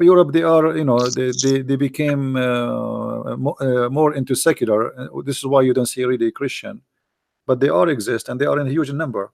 But they are not aggressive people to force themselves to show here we go, we are here. Like when the church in France in Paris was burned, tens of thousands appear in the street praying in the street. So where was the Christians before? Nobody saw them. But suddenly everybody see the Christians. Christians are not like Muslims. They don't go pray in the street to show themselves. They are all over. But we are not hypocrite. So if you think that Europe became not a Christian, I think this is a very wrong idea about Europe. No, I mean, like they have decreased. For example, there is 50 years ago, our friend, always a freedom, always a freedom. Freedom. I prefer a freedom where nobody stay hypocrite and nobody stay saying I'm a Muslim or a Christian or I'm a communist. You see, in China, nobody dare to say he is not a communist. Correct? But there is many Christians and there is many Muslims, but nobody dare to say I am not a communist. No. Same in Saudi Arabia. There's many atheists, there's many gays, there's many lesbians, there's many Christians, but nobody dare to say I'm not a Muslim. So yes, they say that 100% is Muslim, but I don't believe that. I think that's impossible. So freedom, I don't care really how many Christians there is, I don't care how many Muslims there is. Freedom is good because a freedom can leave no hypocrisy. That's true, yes, but I don't know, maybe I have watched also too much videos. Let us say that all the world became atheist or Muslim, and I'm the only Christian. That will not make me wrong. Yes, this is not I agree. Right now we are the biggest believe in this earth as a Christians by number, the biggest at all. That will not prove that the Christianity is right still. So number doesn't mean nothing. Number mean nothing. I agree, but I mean, of Jesus, I don't know. In the time of Jesus, for example, there was only 12 apostles, only 12. Jesus and 12 apostles. Does that mean Jesus was wrong? No. So this is not really what make believe wrong or right. It is the belief itself, the value of it, and the proof of it. If it is true, it's true. It's not, it's not. No matter how many people believe in it or not. Sure, but I mean, like leaving or criticizing. For example, I watched a guy who his name is Bart Ehrman, and I don't know, maybe yeah. And I can refute him easily. You know that guy? Yeah, I know him. He can refute Like you. I saw even this debate one, between him and James White even about this one, he brought nothing. You know, he says to us, New Testament. the Bible is improved by time. Why? Because and that's supposedly for him. The Bible is not a perfect book, but that's stupid to say. The Bible translation improved by time because we discover more and more manuscript. So Mhm. that will not is working in the opposite direction for negative. It's positive. All the improvement happen in one direction, proving everything Christianity teach, not the opposite.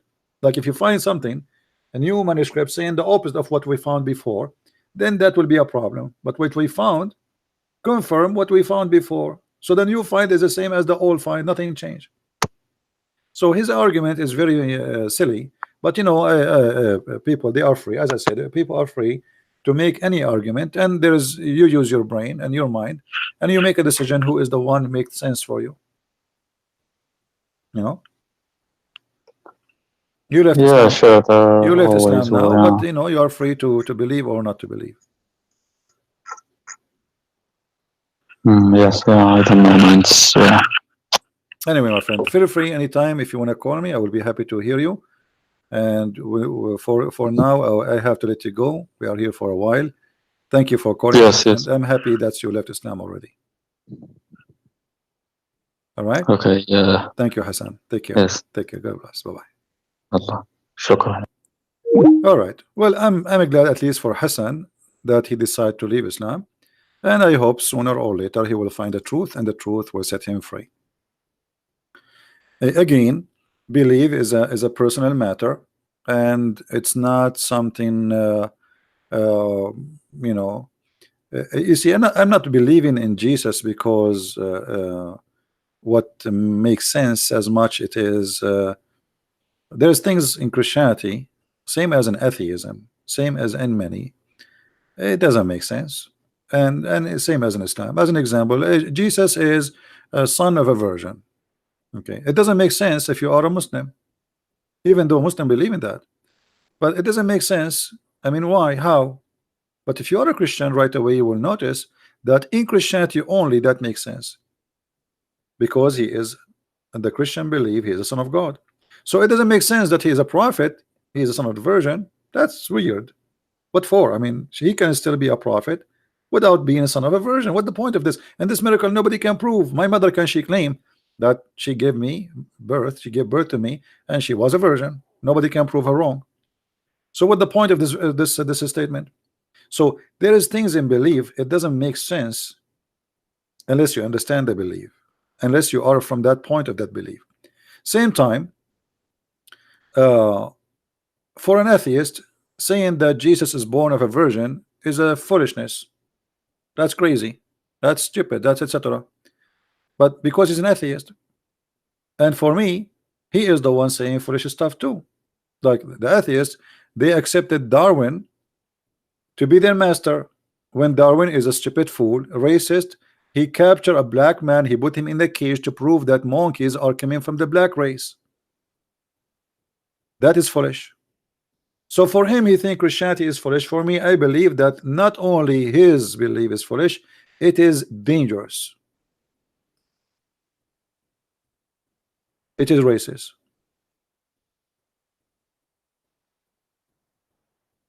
A Muslim, he believed that Mary, she would give birth, but she is a virgin, but she cannot explain to us why. What the point of this verse? This doesn't make sense. Why? We don't know. The Muslim, they worship Allah. Why? Because Allah, he says, I'm God, worship me. So what? I'm okay, I'm going to say I'm God, worship me. Here we go. There's no proofs. The Quran is full of errors, full of contradiction, stupid teaching. And then somebody says to me, I am God, worship me, and then I'm going to worship him just because. And not only that, this God, he never spoke to us. The God of Islam is a mute God.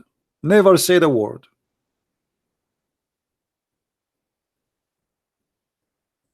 So how we can believe? And believe in what? Believe in a God we never met, we never saw, we never heard of?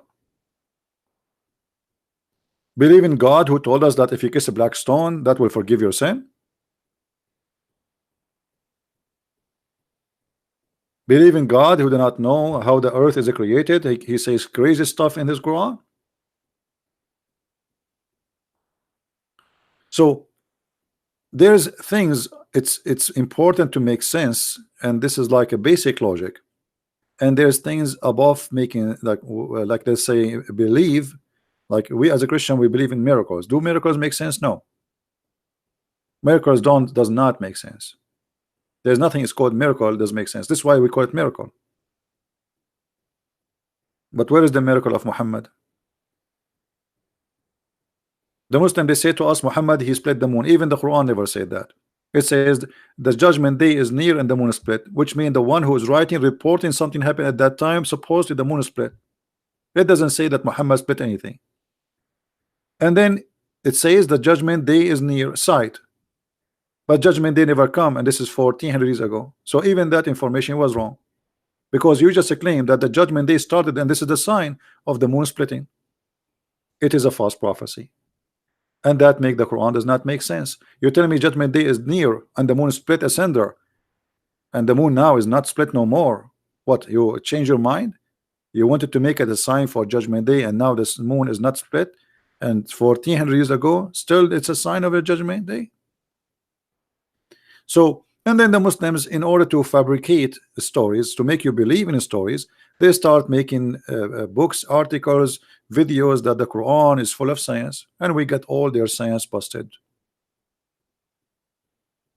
What makes sense in Islam?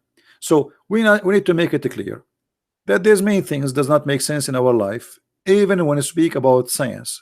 When somebody speak about the Big Bang for me does not make sense, and it does not make sense for many scientists, not for me only. Not every scientist believe in the Big Bang. It's a theory. So it is okay to have a belief of like I say, to say something does not make sense to me, but doesn't mean that what does not make sense to you it is wrong. As an example, if I say to somebody 300 years ago, time will come and people they can have something in their pocket, they open it, they push the bombs, and they can talk to somebody in China, they will laugh at me. They will say to me that does not make sense, right? If I say to someone that time will come and somebody can speak from Tokyo and we can see him in New York, we can see his picture in New York, they will laugh at me. That does not make sense. So what makes sense or make not sense is depend on the time you say it, and depend on the time it's happening. So there's things we say and there's things happened. People they believe in what happened, and what is not happening it does not make sense to them, and that was what is atheism is about. However, the atheists they go farther in their fantasy. They believe in something not happened to be happen, as an example the Big Bang, because there's no proof of it. It's a theory. Nobody witnessed it, nobody saw it, nobody was there, and they cannot make the Big Bang happen again. If the Big Bang is something possible, well, we can do it in the laboratory, and actually they make a machine, I think in Finland or Sweden, for the Big Bang. They spend billions of dollars, and they could not come with any result. They wasted the money. So believing in something or disbelieving is a healthy thing, but when you believe in stupid stuff, it is not healthy. And I see that Islam is teaching nothing but stupid things. I saw nothing in Islam worth to believe in. Like God, he want to give me a lot of naked women in the heaven. Why? Because I believe in him. That not only does not make sense, that's satanic, that's evil. 80,000 little boys will be in my house to serve me. That doesn't make sense. Only that's satanic, because this is a child abuse.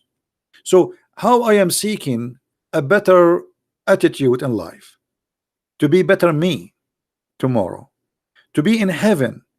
Yet in the heaven, I have a lot of abuse I will do for people who will be under my command.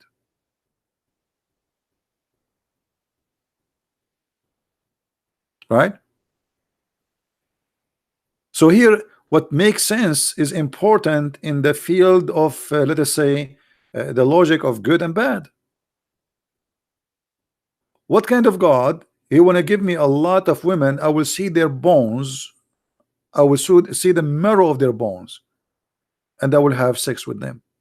That not only doesn't make sense, this is stupid. What kind of God? He promised me endless private part. That's funny and stupid. So my wife is next to me, but my private part in China. So what I will do now? You turn. So there is things when we say it does not make sense. Not necessarily what does not make sense can be wrong. And as we give you example about like radio waves, pictures, phone, you know, if you speak about it 300-400 years ago, people will laugh at you. It doesn't make sense, and they will think you are crazy. But there's things does not make sense, not only because it does not make sense, because it is evil and ugly. Like promising me 80,000 little boys to serve me in the heaven.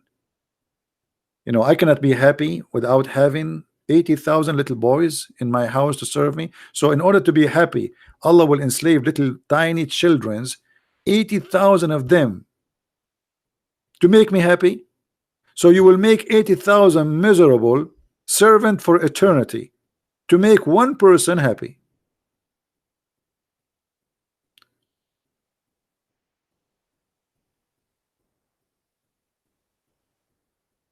You know what I mean, Muslims? So what makes sense and what does not make sense? When a person, he says to me, he went to the top of the seventh heaven and he found a tree, and he found under the tree where is the rivers of Euphrates and the Nile River coming from heaven. And then he says to me that he was up in the sky. Well, that's not only does not make sense, that's proving that he is a liar. You see, I can say things does not make sense about understanding the universe because I am limited as a human being and I do not know really. You know, I can say to you, like, let us say somebody he think the earth is a flat. Oh, okay, well, I mean, I give him excuse because uh, he is not capable of seeing the earth from far away to see how it look like. I understand. But somebody claimed that he went to heaven, he went to the sky, the seventh sky, not only in the sky, like the end of the world. And then he found in the sky the Nile River and the Euphrates and Shihan and Jihan, and those are rivers of paradise.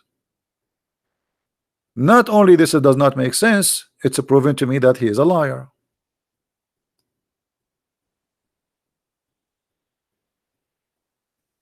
So there is a huge difference between believing in things make sense or not and believing in lies, obvious lies.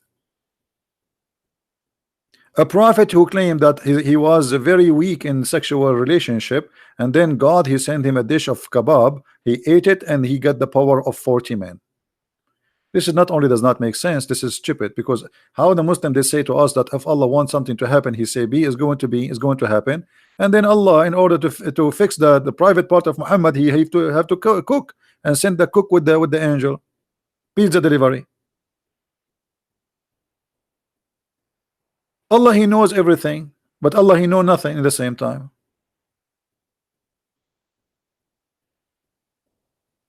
Read the Quran and love. And this is why we welcome Muslims to debate us and to challenge us live on air. And I challenge you to show me how you say, okay, Allah he said I am God, worship me. Okay, so is that a reason to worship him? Maybe he doesn't even exist. Who is the one who says I am Allah, worship me? Allah? Have you heard him? So look at this religion. One guy, no witnesses. His name is Muhammad. He never saw Allah. He never heard Allah. He witnessed to Allah, and nobody witnessed to him. and yet we have to believe in him. The Quran says in a silly case as writing like borrowing money, we have to get at least 2 witnesses. In the case of adultery, we have to get 4 witnesses.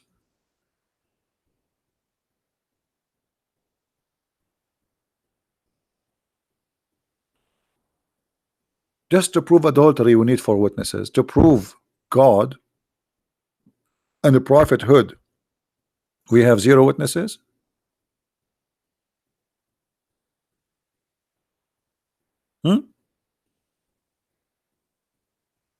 Which one is more important?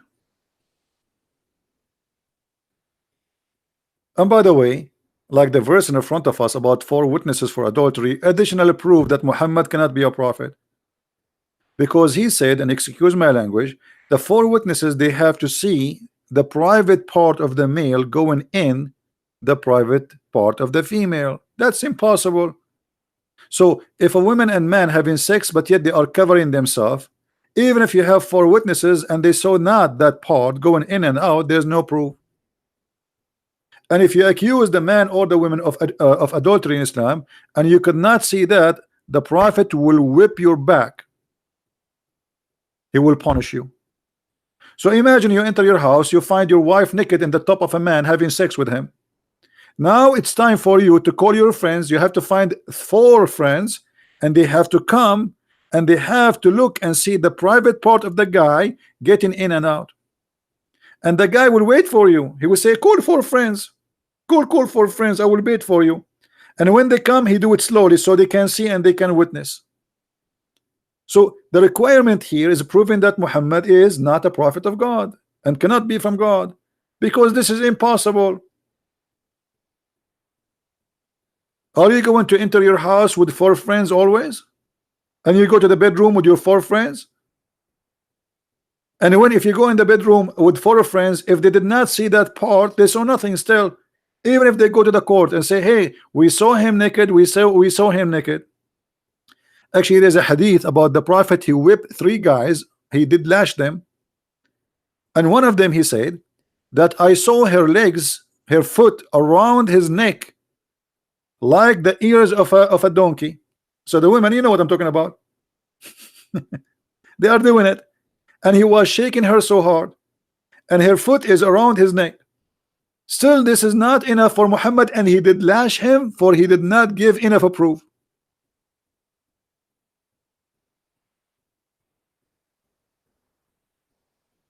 So how we can prove adultery in Islam?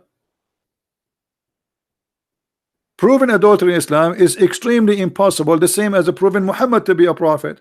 No witnesses, nothing. Okay, Muhammad, he went to the 7th heaven 11. Any witnesses? No. Muhammad, he saw the angel Jibreel, and Jibreel gave him Quran. Any witnesses? No.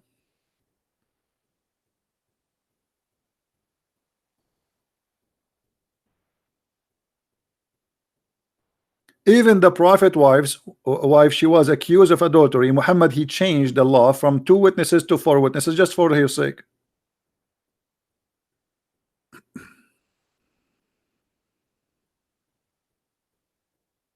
So what is the proof that Muhammad is a prophet? No proof. And what is the prophecy of Muhammad? The Muslim, they come with tons of funny prophecies. As an example, they say to you, the prophet, he prophesied that the Roman, they will win the war in a few years.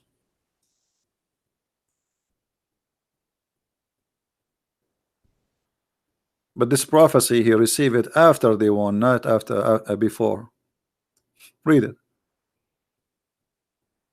On the day of Badr, the Roman had victory over the Persian, so the believer were pleased with that. Then the following revealed, Alif Lam Mim, the Roman have been defeated up to his saying, and they will be victorious, and the believers will be happy. So even this fabrication is a lie. The date is a lie. The prophecy is false, and the hadith proving all of this fabrication to be not true. Imagine I prophesy for you about Trump will be president in 2016, but already we are 2019.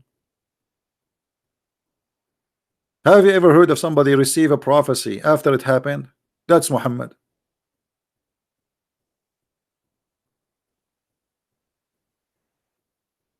That is Muhammad. Today is Wednesday, 22nd. Tomorrow and the day after, I'm going to take a break from going live on air. So we will go back in a Friday, if you don't mind, guys, because I'm getting really headache from speaking for long. It's too much every day, every day. So I will take 2 days break, uh, uh, and we will be back on Friday. All right, and please don't forget to subscribe and join us when we go live on air, and keep your activation, I mean your notification on, so you can receive. And always you can, if you like, you have a video and you lost it, you can go to Patreon and you will find the updated link, which means before I delete the video here in my page, I post in my Patreon a link of one of you who posted my video on his channel. All right, and don't forget to subscribe to those who they are posting my videos again somewhere, and give them thanks. All right, so we are happy today that today our time was not wasted. We have Mr. Hassan, who is Shia. He decided to leave Islam, and actually the Lord is blessing us with many Muslims leaving Islam every day. There is some they call life on air and they leave Islam, and there's many they don't want to be live on air, and I speak to them and they leave Islam. And I understand why, because many of them they are they are afraid. Like now, I believe Hassan, he was afraid to say he is out of Islam because Islam is a gang religion. He will be worried about his safety, you know. So we pray that he will be fine and nobody will harm him in any way, regardless if he became a Christian or not. We don't want anyone to be harmed. And one of the proofs actually that Islam is a very bad cult is the violence. Violence is a very clear proof of weakness. And somebody don't want to be a Muslim, why you want to kill him? They say to us that Islam bring no compulsion in religion, which is an abrogated verse, is not true, and it's a fabrication. They quote for us something you do not know, that the Quran have something called abrogation, which means those verses are not valid no more, not valid. So they quote for you a verse which Muhammad, when he was weak, Muhammad is a diplomat, the same as Erdogan. Erdogan, when before he was elected, he signed a paper says, my party will never talk about religion, my party is not religious, my party have nothing to do with Islam, my party is a liberal, my party is an atheist. The second he won the election, he threw out all of those who were forcing different agenda, and right away he says we are Muslims. So when he was weak, he signed any paper they want, anything. He is not a Muslim, he will not practice Islam, he made a promise, his party is liberal, his party is an atheist, his party far away from Islam. And the second they took over the country, nobody can win again. And when he lost the election in Istanbul, he asked for redoing election again, which means you will never win with him. Each time you win somewhere, he will say we will redo it again until he corrupt the election and he is the only winner. That's exactly the Islamic gang system. And since Muhammad he took over with his party in the Middle East, who can throw him away? Since the mullahs in Iran took this, they say, look how funny the Islamic cult work. They say to you, as an example, in Iran we have democracy, we have election, but they will not tell you that election in Iran is election for a bunch of mullahs. There's a 5-6 mullahs. The big mullah, he elect them, he choose, okay, you can go, you can go, you can go. Anyone is not from the mullahs, their gang, he will not be in the election. So what is the freedom? So whoever you choose what the mullah, the big mullah choose already. So the big mullah, he says, okay, Rouhani, you can be go for election so people can elect you. Ahmad Mirza, what his name, the guy, the funny guy, the one who said Iran have 0 gays, Ahmadinejad. So the big mullah, the big sheikh, he choose a bunch of guys from his own gang organization, Islamic organization, and they say to the population, you have to choose one of those. And supposedly this is democracy.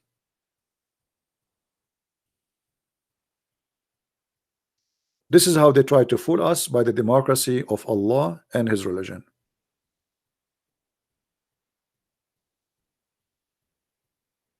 That is not the democracy and have nothing to do with it. And if you take your hijab off, they beat you, they take you to jail. If you say I don't want to be a Muslim, they execute you. Yet they claim that they have democracy. Just 3 days ago, 50 or 60 women, they were having like a fashion whatever thing occasion. They arrest them all for fashion. Anyway, if women cannot do fashion, who is going to do fashion? That's the enemy of Allah, fashion. The enemy of Allah, Allah himself will die from fashion. And those poor women, like, they are not showing their panties. I mean, it's not a fashion for bikini. You know, it's normal clothes. They arrest them. A woman, she's singing in the street, like in Saudi Arabia. A little girl, she is 17, 16 years old. She sang a song when she was on a trip, taking selfie. The whole country went up as if she is the biggest criminal ever on earth. Those people still live in the cave time. And all of this due to Islam. Islam make them live in the cave time. What the woman she did? She sang a song. She danced in the front of the camera. She is not naked. But it's haram. It's haram. If you open their TV, you see nothing but belly dancing. Go open the month of Ramadan, all the movies, naked people. So movies is okay, but your women, they cannot.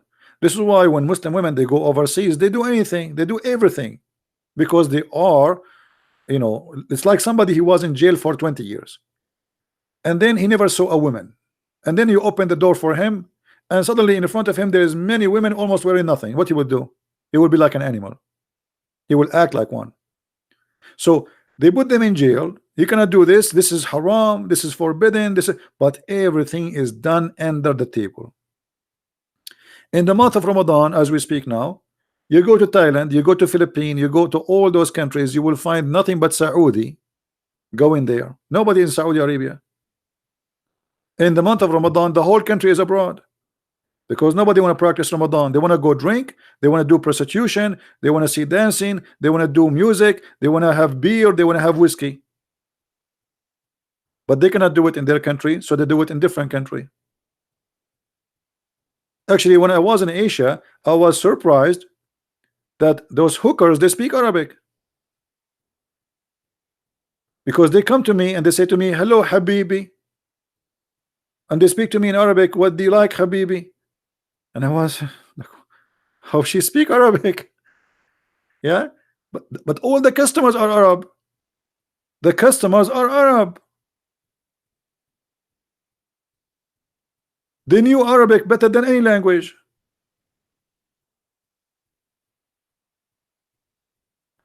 The night clubs, that's everything. You know, it's, and the funny, you will find a restaurant says halal food, and next to it there's night club.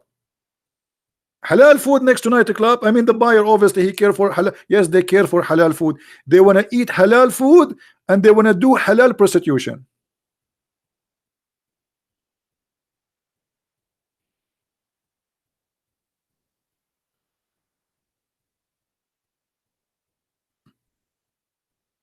So there's things make sense and there's things does not make sense. Islam not only does not make sense, Islam is crazy, violent cult.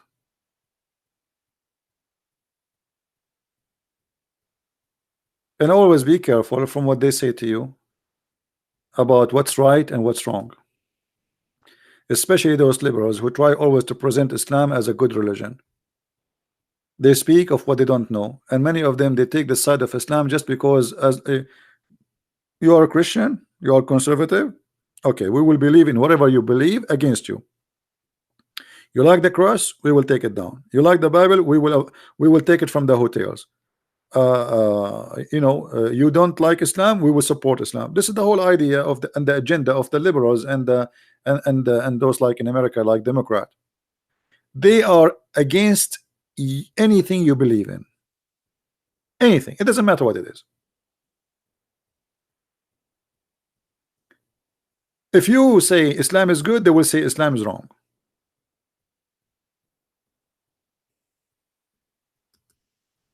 So don't let them fool you, and don't let them deceive you. This world is full of deception, TV stations, news, propaganda, agenda, parties, politician, everybody lying at everybody. It is a competition of lying. Who wanna lie more? And the naive one are the victims. Who would like to lie more? And if you say the truth, they accuse you of Islamophobia. They say you are a hate monger. They will say the second you say the truth.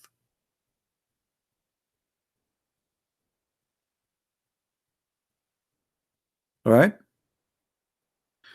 So anyway, I hope today it was good for you. Those who like to cut and paste the videos in their channel, don't forget to download the video right away. Especially today we have a good event of Mr. Hassan. He decided he's a Shia. He decided to leave Islam. It was a good day for him, and we pray that the Lord he will guide him and he will show him the right place to be in. And I hope that soon he will come to a conclusion in whatever make him feel better.